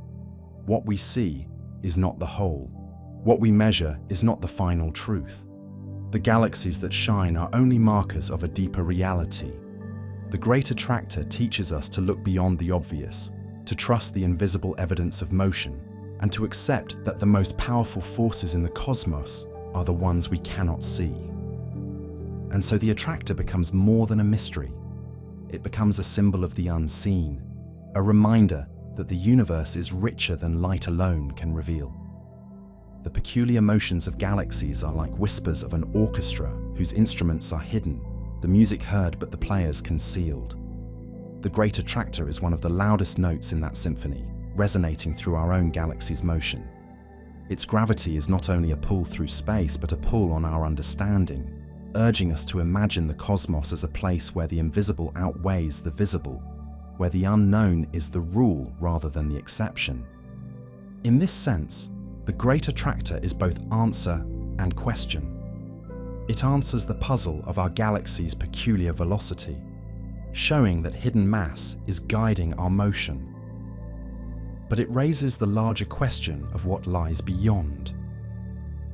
If dark matter sculpts the universe, then the attractor is only one feature of a far greater design. The rivers of galaxies that converge upon it are tributaries, feeding into larger flows that lead elsewhere. The Great Attractor is not the destination. It is a step along the way, a signpost pointing toward the deeper currents of gravity that shape the cosmos on scales still larger than we have yet mapped. To live within this universe is to accept that we are carried by these flows, guided by hands unseen. Our local group, our galaxy, our Earth, all are passengers upon currents of dark matter, drifting toward basins beyond our sight. The Great Attractor is our nearest proof of this invisible architecture. Beyond it lies the promise of greater discoveries, of still larger attractors waiting in the depths of space. The story of the Great Attractor is not finished. It is only the beginning of a journey into the hidden web of the cosmos. For decades, the Great Attractor was spoken of as an enigma, a hidden mass tugging at galaxies through the obscuration of the Milky Way. It seemed like an isolated puzzle, a singular anomaly defying explanation. But in 2014, astronomers unveiled a discovery that transformed this mystery into something far larger. By mapping not just the positions of galaxies, but their motions, they revealed that the Great Attractor was the center of an immense structure, one so vast it redefined our place in the universe. This structure was named Laniakea, a Hawaiian word meaning immeasurable heaven. The breakthrough came from a shift in perspective. Traditionally, astronomers defined structures by where galaxies were located. Clusters were groups of galaxies bound together by gravity. Superclusters were larger associations of clusters, but these boundaries were often arbitrary, based on brightness and distance rather than dynamics. The new approach asked a different question. Where do galaxies flow? By tracing the peculiar velocities of thousands of galaxies, astronomers could chart the gravitational basins that guided their motion. In this way, the cosmos could be divided into regions of attraction, each with its own center, each a river basin in the landscape of gravity. When the motions were mapped, the pattern became breathtaking. Our local group, the Virgo cluster, and many other neighboring structures were all found to be streaming toward the same center, a point coinciding with the Great Attractor. The flows converged across hundreds of millions of light years, encompassing a vast volume of space filled with hundreds of thousands of galaxies. This was not merely a cluster or a chain of clusters. It was a supercluster unlike any defined before, a gravitational domain 500 million light years across. And at its heart, like the eye of a storm, lay the Great Attractor. The redefinition of our cosmic home was both scientific and poetic. For the first time, we had a clear answer to the question of what supercluster we belonged to. The local group was not an isolated wanderer, nor even just a minor appendage of the Virgo cluster. We were part of Laniakea, a continent of galaxies bound together by gravity, flowing inward toward a shared center. The Great Attractor was no longer just a mystery pulling us blindly. It was the gravitational anchor of our home supercluster, the point toward which all of us, across unimaginable distances, are drifting. The imagery was striking. Imagine rivers converging upon an ocean basin, each stream carrying countless drops of water. Laniakea was such a basin, and galaxies were its drops. The Great Attractor was the lowest point in the landscape, the place toward which all rivers flowed. Our local group was one among hundreds of thousands, a small tributary feeding into the larger current. In this vision, the universe was no longer a random scattering of galaxies, but a coherent system of flows shaped by gravity into regions of belonging. For astronomers, this discovery marked a turning point. It confirmed that the Great Attractor was not a solitary oddity, but part of the natural hierarchy of the cosmos. Just as stars belong to galaxies, and galaxies to groups, and groups to clusters, so too clusters belong to superclusters, defined not by arbitrary boundaries, but by gravitational flow. The Great Attractor was the center of one such supercluster, our own. The word Laniakea captured the awe of this revelation, a name chosen to reflect the boundless expanse we now recognized as home. Yet, as with every advance in cosmology, the discovery raised new questions. If Laniakea defined our gravitational basin, what lay beyond its boundaries? The flows of galaxies pointed outward as well, toward even greater concentrations of matter. The Shapley supercluster, lying farther in the same direction, seemed to tug upon galaxies at the edge of Laniakea's domain. The Great Attractor was the center of our supercluster, but perhaps it was not the deepest well in the larger landscape. The rivers of motion did not end at its shores. They extended into a broader sea, hinting at the hierarchy of structures beyond. Still, the redefinition of our place in the cosmos carried an enduring weight. To say that we belong to Laniakea is to recognize that our galaxy, our local group, and the Virgo cluster are part of a grander whole. It is to understand that the Great Attractor is not just a mysterious pull, but the gravitational core of our supercluster, the center of the immeasurable heaven we call home. The announcement of Laniakea was more than a technical refinement. It was a shift in how astronomers visualize the universe. Instead of imagining superclusters as static gatherings of galaxies defined by position, the new approach treated them as dynamic systems, shaped by flows of motion.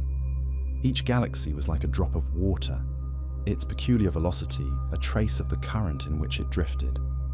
By compiling these motions into a coherent map, astronomers revealed rivers of galaxies streaming across hundreds of millions of light years, converging into basins that defined the boundaries of superclusters. Within this framework, Laniakea emerged as one of the grandest river basins ever charted.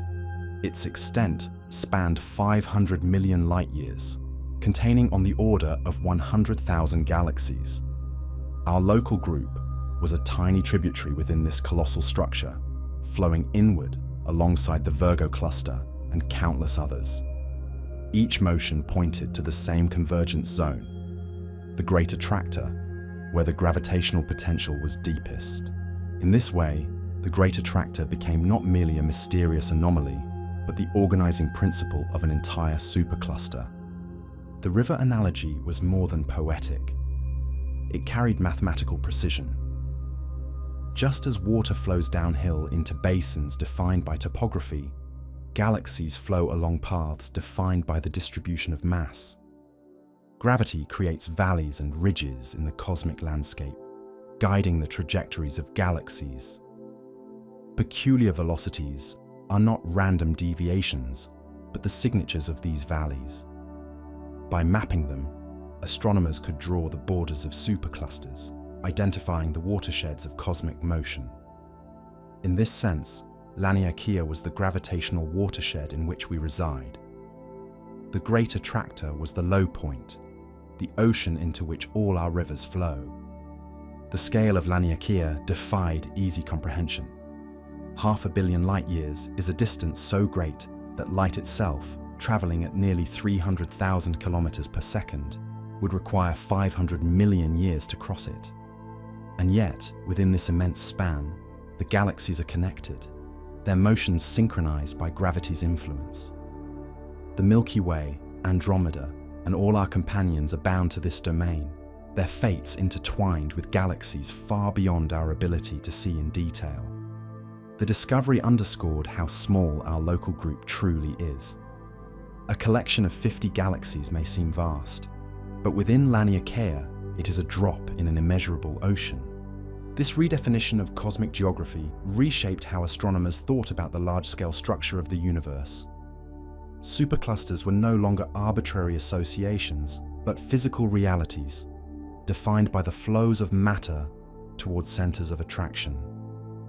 Just as continents and oceans structure the geography of Earth, so too do superclusters and voids structure the geography of the cosmos. Laniakea is our continent, the Great Attractor its central valley.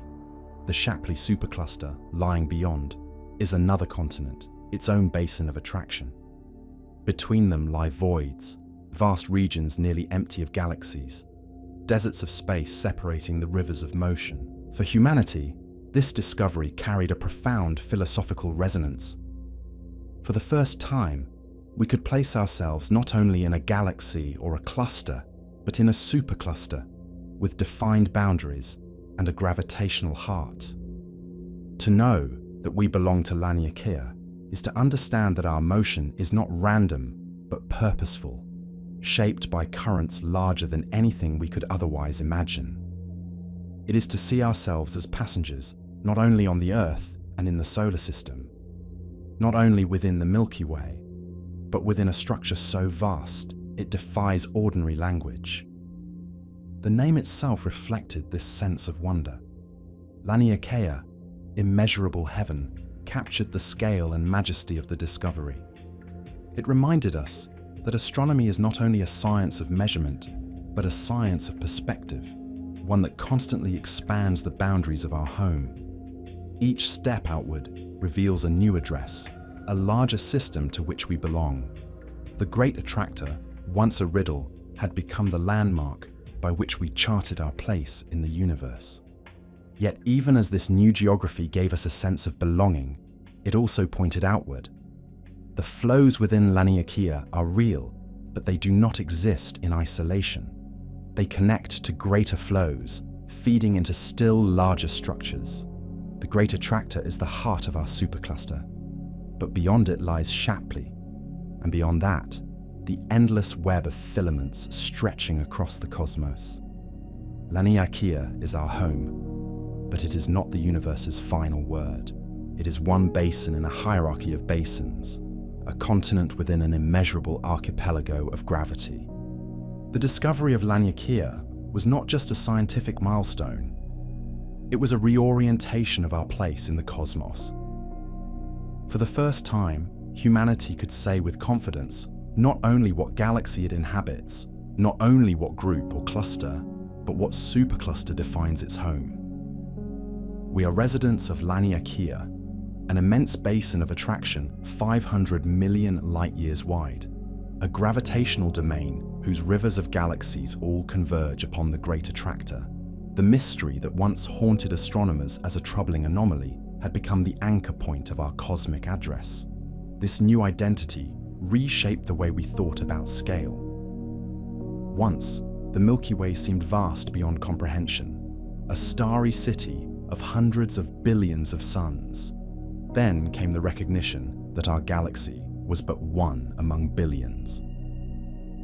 The local group added context, showing us as neighbors with Andromeda and a retinue of smaller companions. The Virgo cluster added another tier, binding thousands of galaxies into a collective whole. And then Laniakea arrived, revealing that all of these were themselves components of an even greater system, tied together by the gravity of the Great Attractor.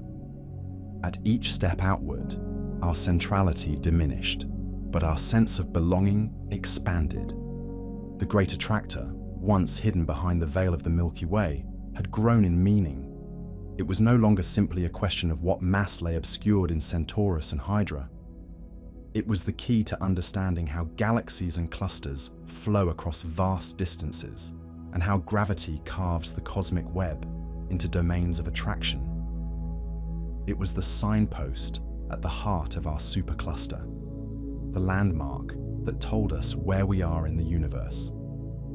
The peculiar velocities of galaxies, once a puzzle, now read like the currents of an ocean, all converging on the same gravitational basin. The invisible hand of dark matter gave this basin its depth, but the luminous galaxies revealed its presence, shining like buoys on the surface of a hidden sea.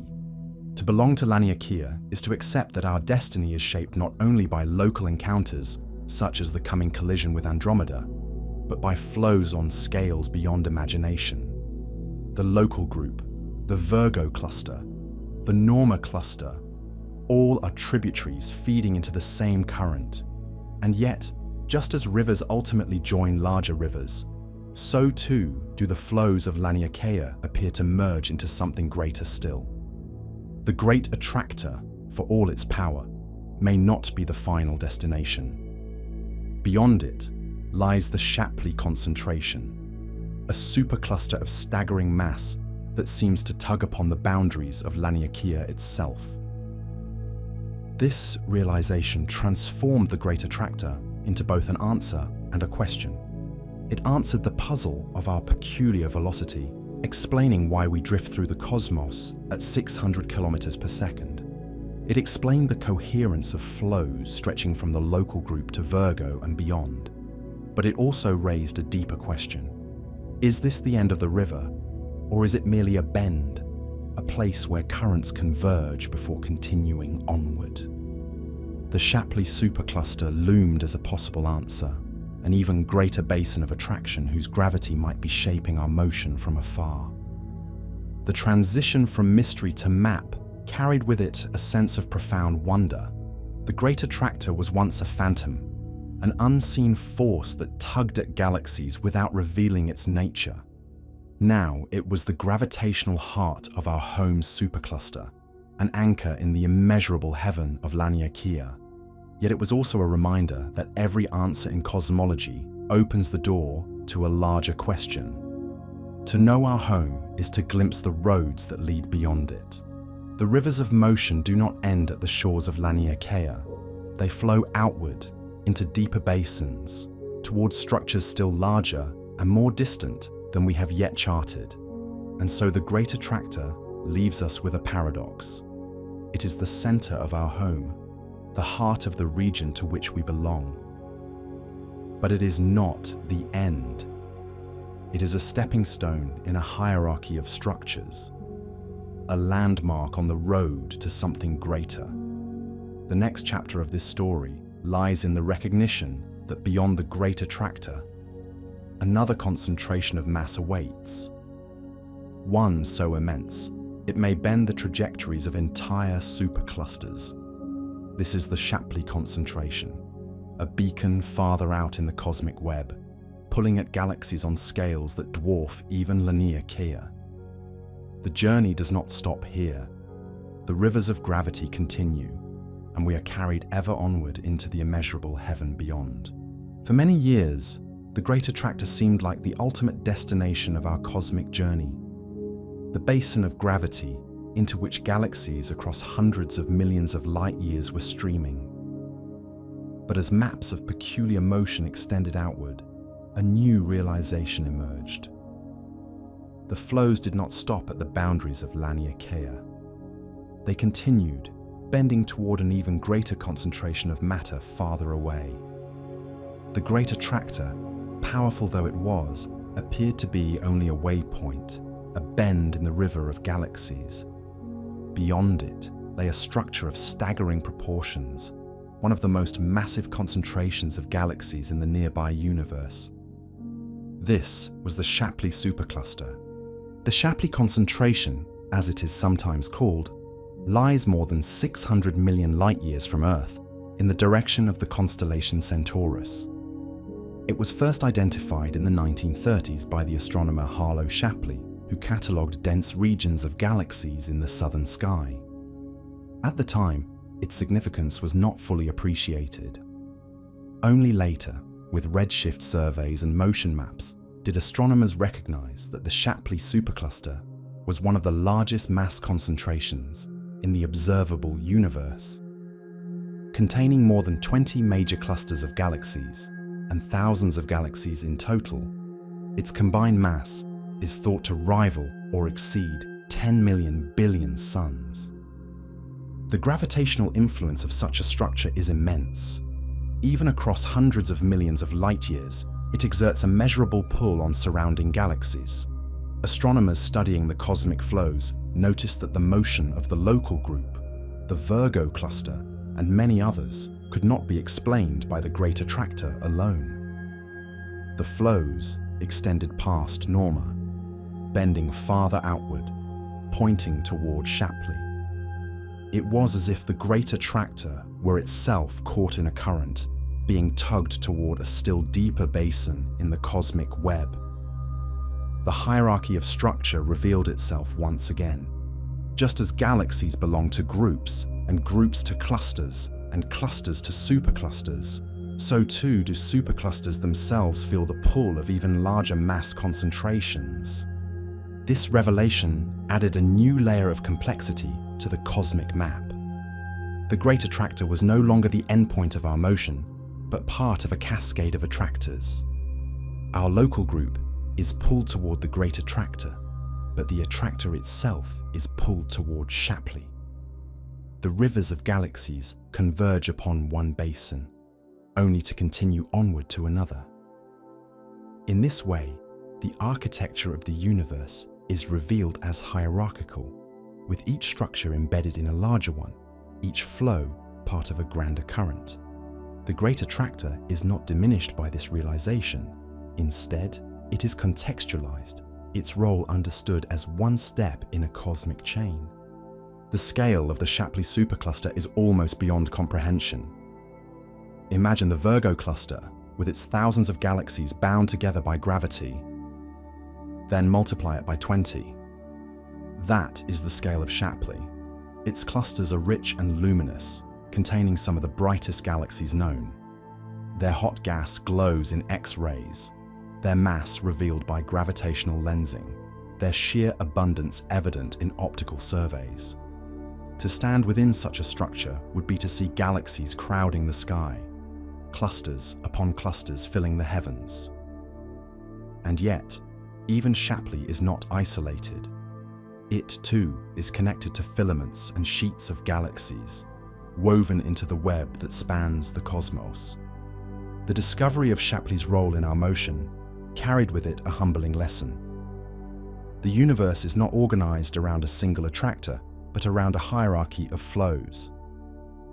What we once thought was the final explanation turned out to be only a local feature of a larger system. The Great Attractor explains our peculiar velocity in part, but the Shapley supercluster explains it on a broader scale. Our journey through space is not toward a single destination, but along a path defined by multiple basins of attraction, each larger and more distant than the last. For humanity, this realization stretched the horizon of belonging yet again. We are not only residents of the Milky Way, not only members of the local group, not only participants in Laniakea. We are also part of a flow that extends beyond our supercluster, toward Shapley, one of the most massive gatherings of galaxies in the universe. To know this is to recognize that our fate is tied not just to our immediate neighbors, but to structures hundreds of millions of light years away. It is to accept that the invisible hand of gravity reaches across incomprehensible distances, binding us into patterns larger than anything we can see with the naked eye. The Shapley supercluster thus stands as the next chapter in the story begun by the Great Attractor. It is the greater basin into which our rivers of motion ultimately feed, a gravitational monument dwarfing even the heart of Laniakea. To study it is to glimpse the hierarchical nature of the cosmos, where every structure is part of a larger one, and where the flows of galaxies stretch endlessly outward. The Great Attractor was never the end of the road.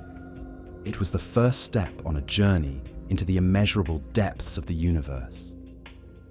The recognition of the Shapley supercluster as a dominant mass concentration did not come all at once. It was built slowly, piece by piece, through painstaking surveys of the southern sky. In the early decades, astronomers had mapped only fragments, glimpsing clusters of galaxies with no sense of their full scale. But as redshift measurements improved and more complete catalogues were assembled, the immensity of Shapley became clear. What once appeared as scattered islands of galaxies revealed themselves to be a vast continent, a chain of clusters stretching across hundreds of millions of light years, all bound together by their mutual gravity. The mass of Shapley defied easy reckoning. Each of its clusters contained thousands of galaxies, and each galaxy contained hundreds of billions of stars.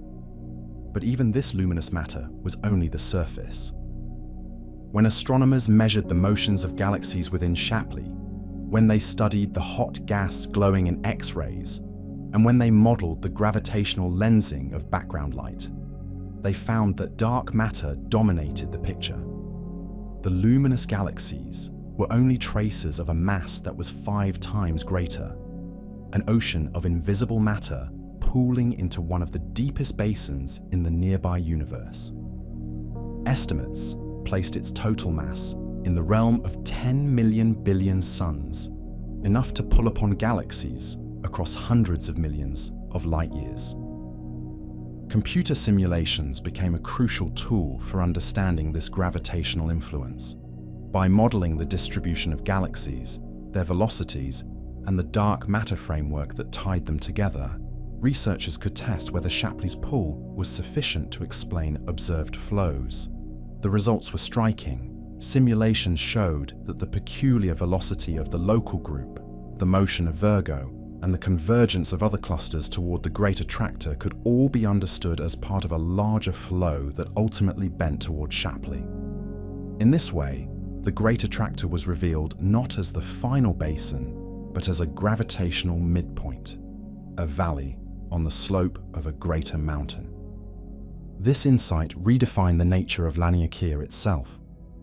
Our supercluster, vast as it is, may not be entirely self-contained. Its flows converge on the Great Attractor, but at its boundaries, they seem to be redirected toward Shapley. It is as if Laniakea were tilted, its rivers not terminating within, but flowing onward, spilling into a greater basin. If true, this would mean that our home supercluster is not an isolated continent of galaxies, but part of a larger chain of structures, connected by gravity into a cascading hierarchy. The cosmos, once thought of as a scattering of islands, was revealed instead as a network of rivers, each tributary feeding into a greater stream. Observations supported this vision. The peculiar velocities of galaxies beyond Laniakea showed signs of being influenced by Shapley's immense pull. Even clusters that lay hundreds of millions of light years away revealed subtle deviations in their redshifts, consistent with the gravitational draw of Shapley. This was not speculation, but measurable evidence, written into the very motions of galaxies. The discovery was unsettling and exhilarating at once. It meant that our fate was tied not only to the Great Attractor, but to something larger still, a concentration of mass so great that even across 500 million light years, its presence was unmistakable. The Shapley concentration thus became a symbol of the hierarchical nature of cosmic flows. The Great Attractor had once seemed to be an ultimate destination, but now it was revealed as part of a chain. Our local group flows toward Laniakea's heart. Laniakea itself flows toward Shapley, and Shapley, though immense, is itself part of still larger filaments stretching outward. connected to other concentrations of galaxies that define the cosmic web. There is no single endpoint, only a cascade of structures, each nested within the next. For astronomers, the challenge was no longer whether the Great Attractor existed, but how to place it within this larger system. The answer was humbling. The Attractor is real, and it is the gravitational heart of Laniakea. But even it is not sufficient to explain the full pattern of flows. The universe is not shaped by single anomalies, but by layers of gravity, each basin feeding into the next. The Shapley supercluster is simply the next layer, the next basin, the next step in the endless journey outward. For us, this realization expands the sense of belonging once again. We are part of the Milky Way, the local group, Virgo, and Laniakea. But now we see that all of these are themselves flowing toward Shapley, bound into a hierarchy of motion across hundreds of millions of light years. To understand our place in the cosmos is to understand that we are participants in this chain, passengers on a river that never ends, flowing from basin to basin across the immeasurable heaven. The revelation of the Shapley supercluster added a final layer of depth to the story of the Great Attractor. What had once seemed like a singular anomaly was now understood as part of a grander pattern, a link in a chain of gravitational basins extending across the universe. The rivers of galaxies do not terminate at Norma or at the Great Attractor's core. They continue, bending inexorably towards Shapley, and beyond Shapley still farther, into the immeasurable network of filaments and clusters that define the cosmic web. The universe is not a static map of islands, but a dynamic system of flows, a vast circulation of matter guided by invisible contours of gravity. This cascading nature is perhaps the most humbling lesson of all. At every stage of discovery, astronomers thought they had found the ultimate destination. The local group seemed central until Virgo was revealed. Virgo appeared dominant until the Great Attractor was uncovered. The Attractor itself seemed final until Shapley's mass was recognized. Each new structure expanded the horizon, showing that the flow never ends. Gravity builds the universe not as a collection of isolated centers, but as a hierarchy, each basin connected to larger ones, each current feeding into a deeper stream. In this vision, the Great Attractor takes on a new identity. It is not diminished by the discovery of Shapley. Instead, it is contextualized, given its rightful place as the gravitational heart of our home supercluster, but not the endpoint of motion. It is like a great confluence in a river system, a place where tributaries gather before the current continues toward the ocean. Our local group, the Virgo cluster, and the thousands of galaxies around us flow toward it, but the Attractor itself flows toward Shapley. To belong to Laniakea is to belong to a river whose course extends into realms beyond our immediate comprehension.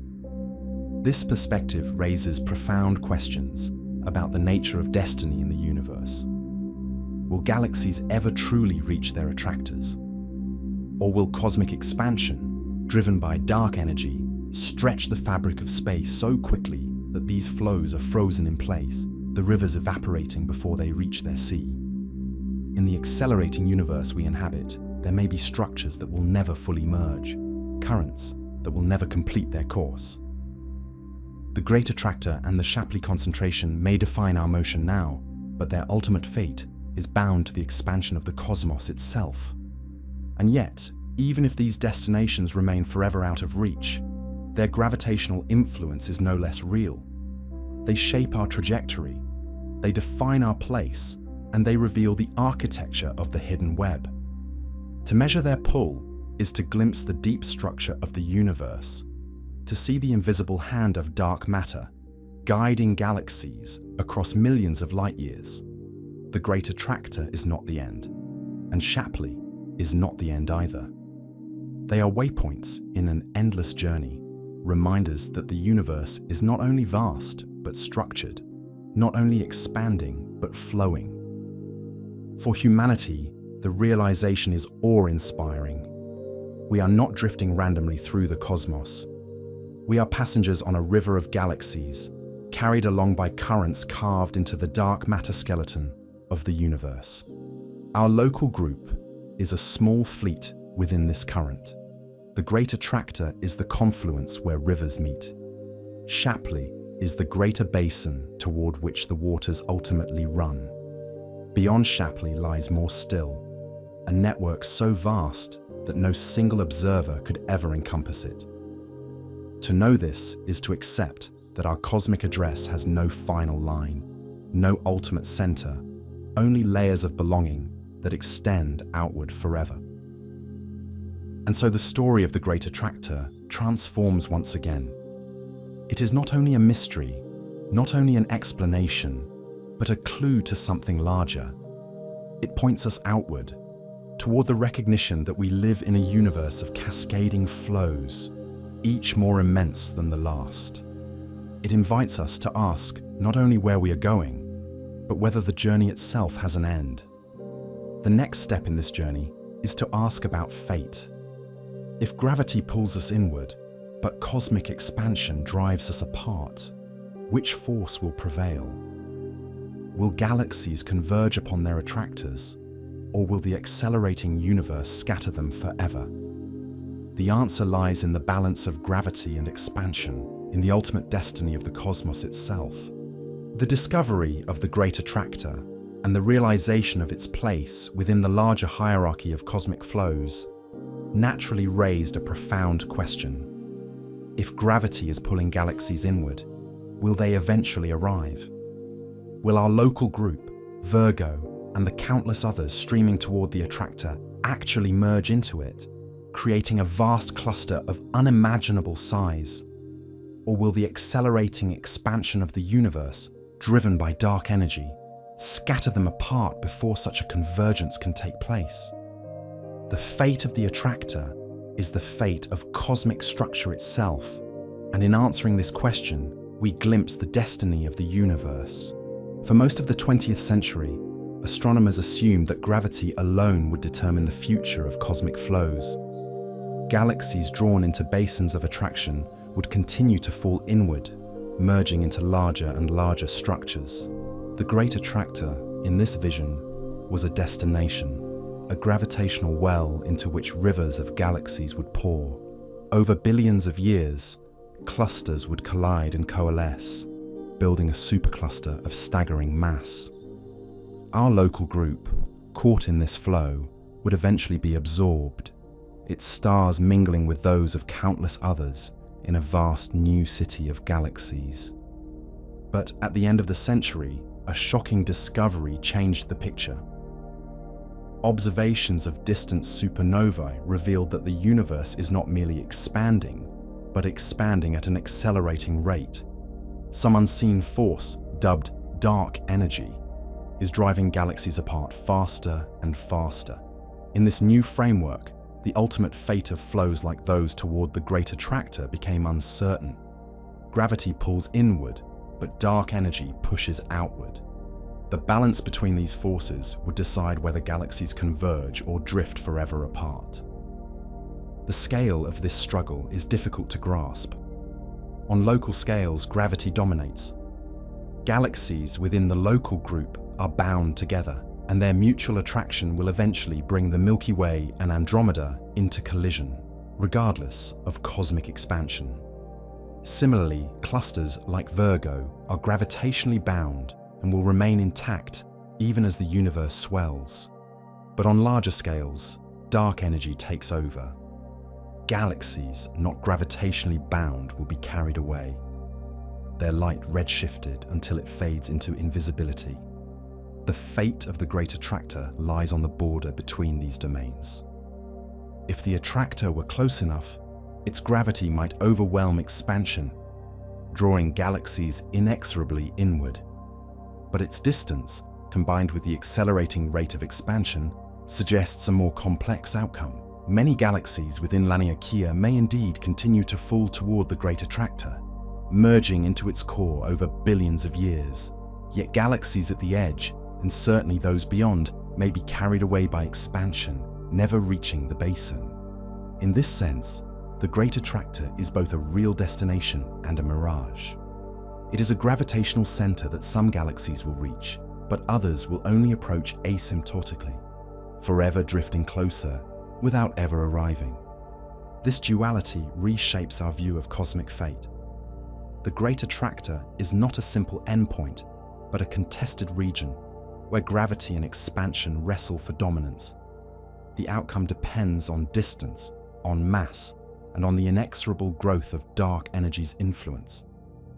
In a universe where expansion accelerates eternally, there will come a time when galaxies not gravitationally bound are swept beyond the cosmic horizon, unreachable forever.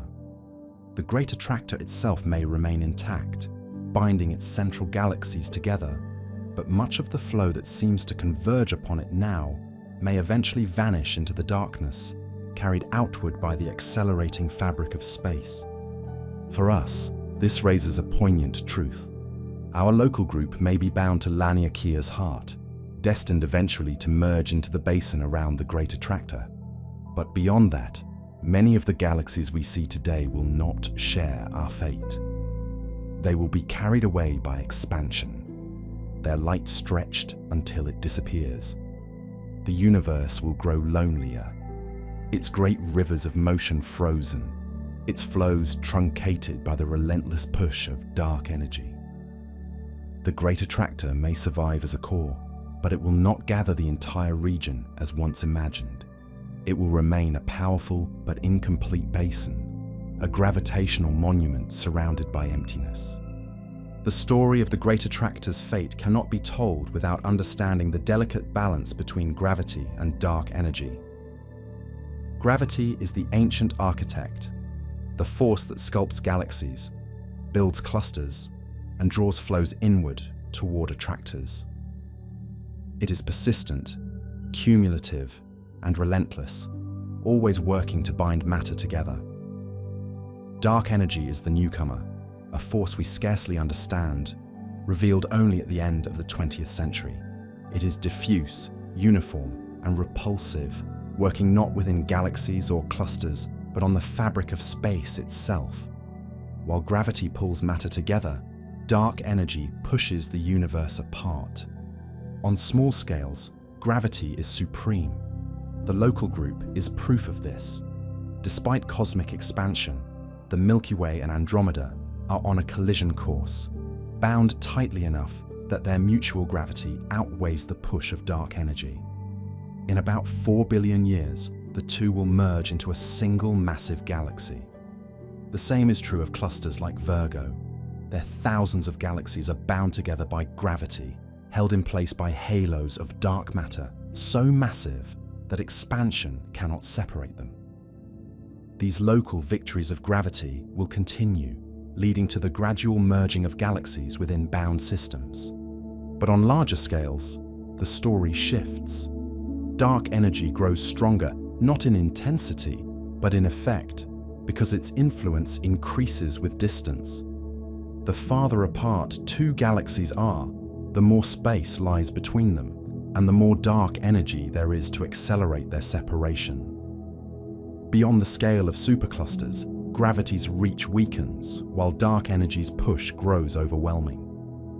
As the universe expands faster and faster, galaxies that are not tightly bound are swept apart, carried beyond the horizon of visibility. Their light is red-shifted until it fades away, and their influence upon us ends forever. The Great Attractor lies at the frontier between these domains. Its gravitational core is strong, binding thousands of galaxies within Norma and its neighboring clusters. Those galaxies will remain together, colliding and merging over billions of years into a colossal structure. Our local group, drawn inward by Laniakia's flows, may also remain bound, eventually merging into this basin.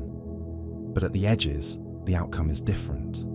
Galaxies near the periphery of Laniakia may not be securely bound. For them, dark energy may win, carrying them away into isolation. The attractor will hold its center, but its reach will never grow as once imagined.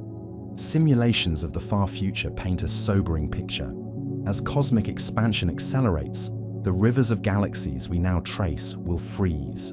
Flows that today converge on the Great Attractor will slow, then stall, as distant galaxies recede beyond reach. The superclusters that exist now will become cosmic islands, gravitationally bound oases adrift in an ever-expanding void. The Great Attractor will persist, but its domain will shrink, cut off from galaxies that once seemed destined to arrive. The vast network of filaments and flows will dissolve into fragments, each cluster surviving in isolation. This vision of the future transforms our understanding of destiny. The Great Attractor is not a final gathering place, but a temporary feature of the cosmic web. For billions of years it will shape flows, drawing galaxies inward, binding some forever. But in the longer arc of time, dark energy will dominate. The Attractor will become one of many isolated islands, a gravitational citadel surrounded by emptiness. Its rivers will dry, its tributaries cut off, leaving only the galaxies that fell in early enough to escape expansion's tide. Yet within this fate lies a strange reassurance. The structures that do survive, the local group, Virgo, Norma, and the heart of Laniakea, will remain bound forever. Within these islands, galaxies will continue to merge, stars will continue to form and die, and life, if it exists, will have billions of years to flourish. The Great Attractor may not gather all it seems destined to now, but what it does gather will persist as long as the stars themselves endure. This balance between gravity and dark energy shapes not only the fate of the Great Attractor, but the ultimate destiny of the universe. The flows we see today are real, their patterns undeniable, but they are also temporary, frozen in time by the cosmic expansion that accelerates without end. To study them is to glimpse a moment in cosmic history, a fleeting window when the rivers of galaxies are still visible before they are scattered into darkness. The Great Attractor is both a real destination and a fading dream, its promise of convergence undermined by the silent pressure of dark energy. The fate of the Great Attractor cannot be separated from the fate of the universe itself. In the far future, billions upon billions of years from now, the balance between gravity and dark energy will decide not only what galaxies remain bound together, but what kind of cosmos any distant observer will see. Today, we are privileged to live at a moment when the rivers of galaxies are visible, when flows converge, and the large-scale structure of the universe can be mapped. But this moment is fleeting. In time, the sky will change in ways almost impossible to imagine. As the universe accelerates, galaxies not gravitationally bound to us will slip away. Their light will stretch into longer and longer wavelengths, fading beyond the reach of even the most sensitive instruments. Already, galaxies at the edge of the observable universe are disappearing beyond the horizon of detectability. In trillions of years, nearly all galaxies outside our local group and its gravitational companions will vanish from sight. The cosmic web, once a vast interconnected lattice of filaments and clusters, will fragment into isolated islands, each bound by gravity, but separated by gulfs of expanding darkness. The Great Attractor will be one of these islands. Its central galaxies will remain bound, colliding and merging until only a handful of giant ellipticals remain, each one containing the stars of hundreds of progenitors. The local group, drawn inward by the currents of Laniakea, may join this core, becoming part of the enduring remnant. Within this island, life and light may persist for unimaginable spans of time, sustained by long-lived stars and the slow consumption of matter by black holes. But the rivers of galaxies that now stream toward the Attractor will no longer flow. They will be frozen, cut off by the accelerating fabric of space, leaving the core as a monument to gravity's triumph within a shrinking domain. The vision of this future is both somber and sublime. Imagine standing on a world within one of those future galaxies, looking up at a sky emptied of its grandeur. The Milky Way will long since have merged with Andromeda, forming a new galaxy of countless stars. Around it, perhaps a few other giants will remain, the remnants of clusters drawn into the Great Attractor's basin. But beyond them, the sky will be silent, devoid of galaxies. The vast structure of the universe, the filaments and voids and flows, will be hidden forever. To observers in that distant time, the universe will appear small, static, and lonely, the truth of its immensity locked away beyond their reach. The irony is profound. We, living now, see the rivers of galaxies in full. We can trace our motion toward the Great Attractor. We can map the flows of Laniakea. We can glimpse Shapley's mass beyond. We can see the cosmic web as it truly is, interconnected and dynamic. But this knowledge is temporary. The expansion will erase the evidence, leaving only local structures. The Great Attractor will endure, but stripped of context, an isolated beacon of gravity in a universe emptied by dark energy. This raises a final question. What does it mean to speak of fate in a universe where structures are temporary, where flows are frozen, where the visible cosmos itself will vanish? The answer may lie in perspective.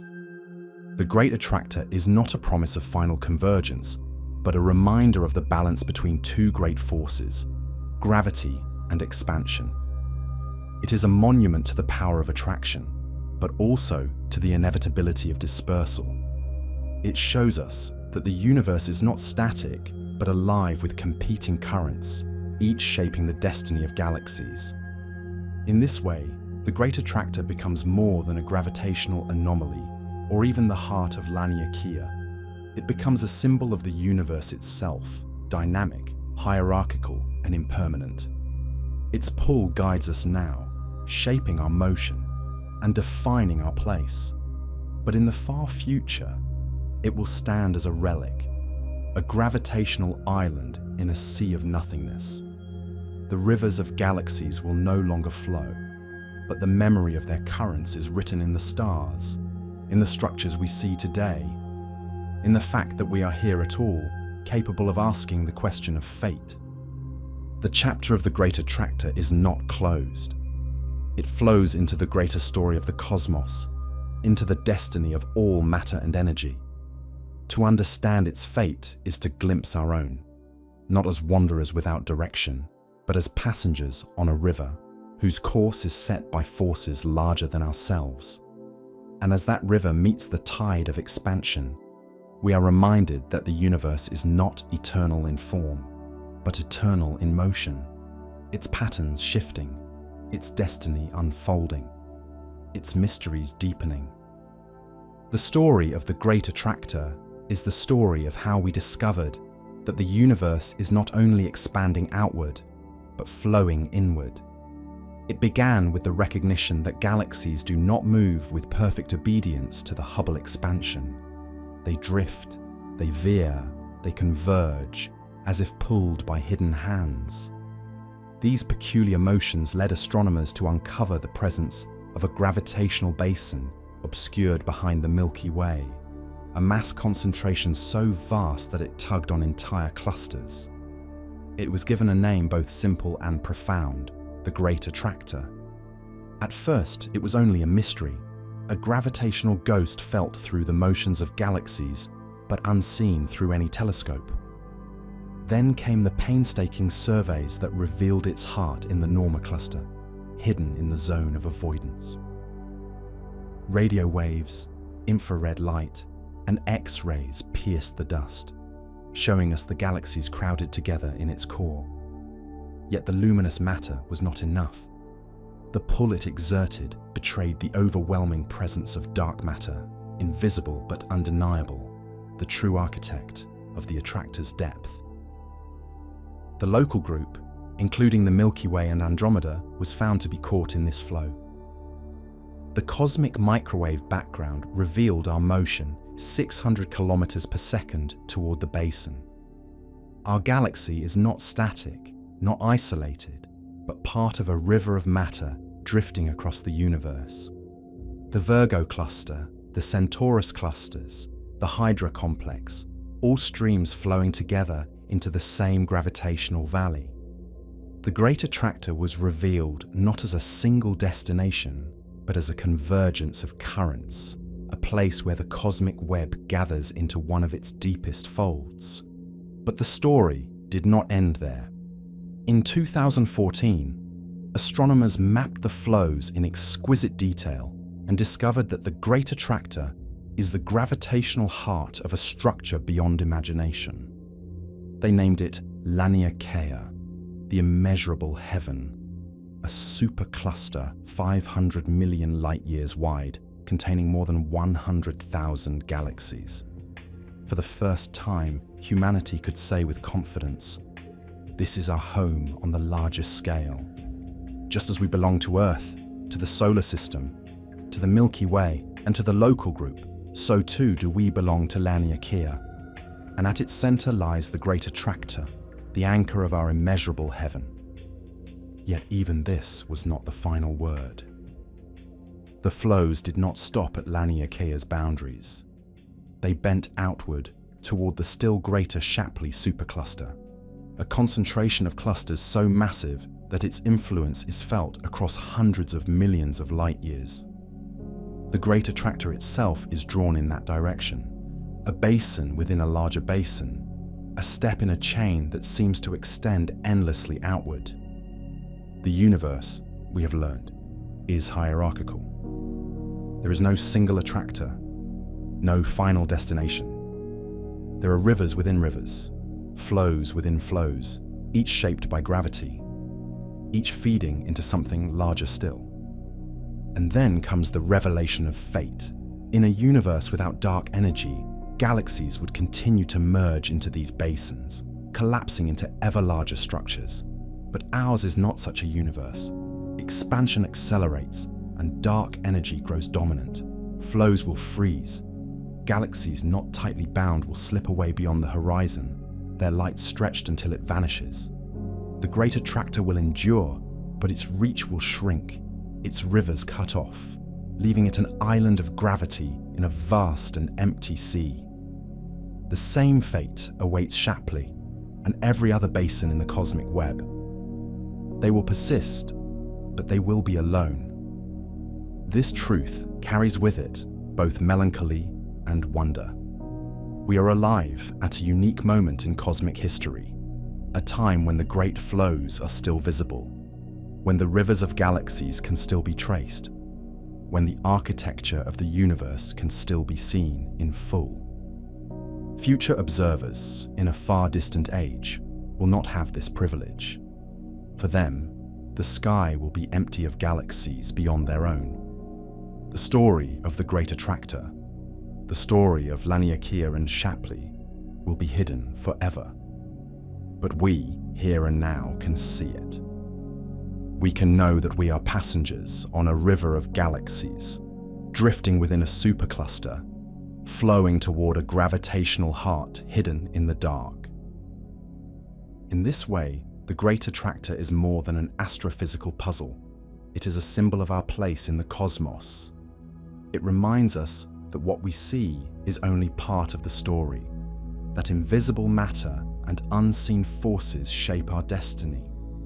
It shows us that we are connected, not only to the stars of the Milky Way, not only to Andromeda, not only to Virgo, but to 100,000 galaxies spread across 500 million light-years.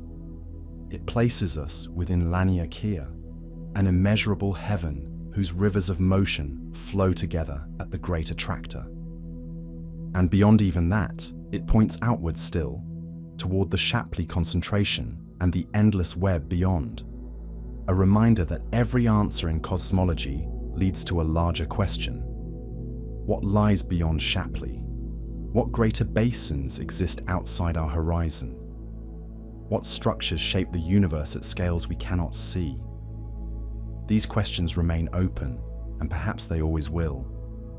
But to ask them is to participate in the grandest of human endeavors, to map not only where we are, but where we are going. The Great Attractor began as a mystery.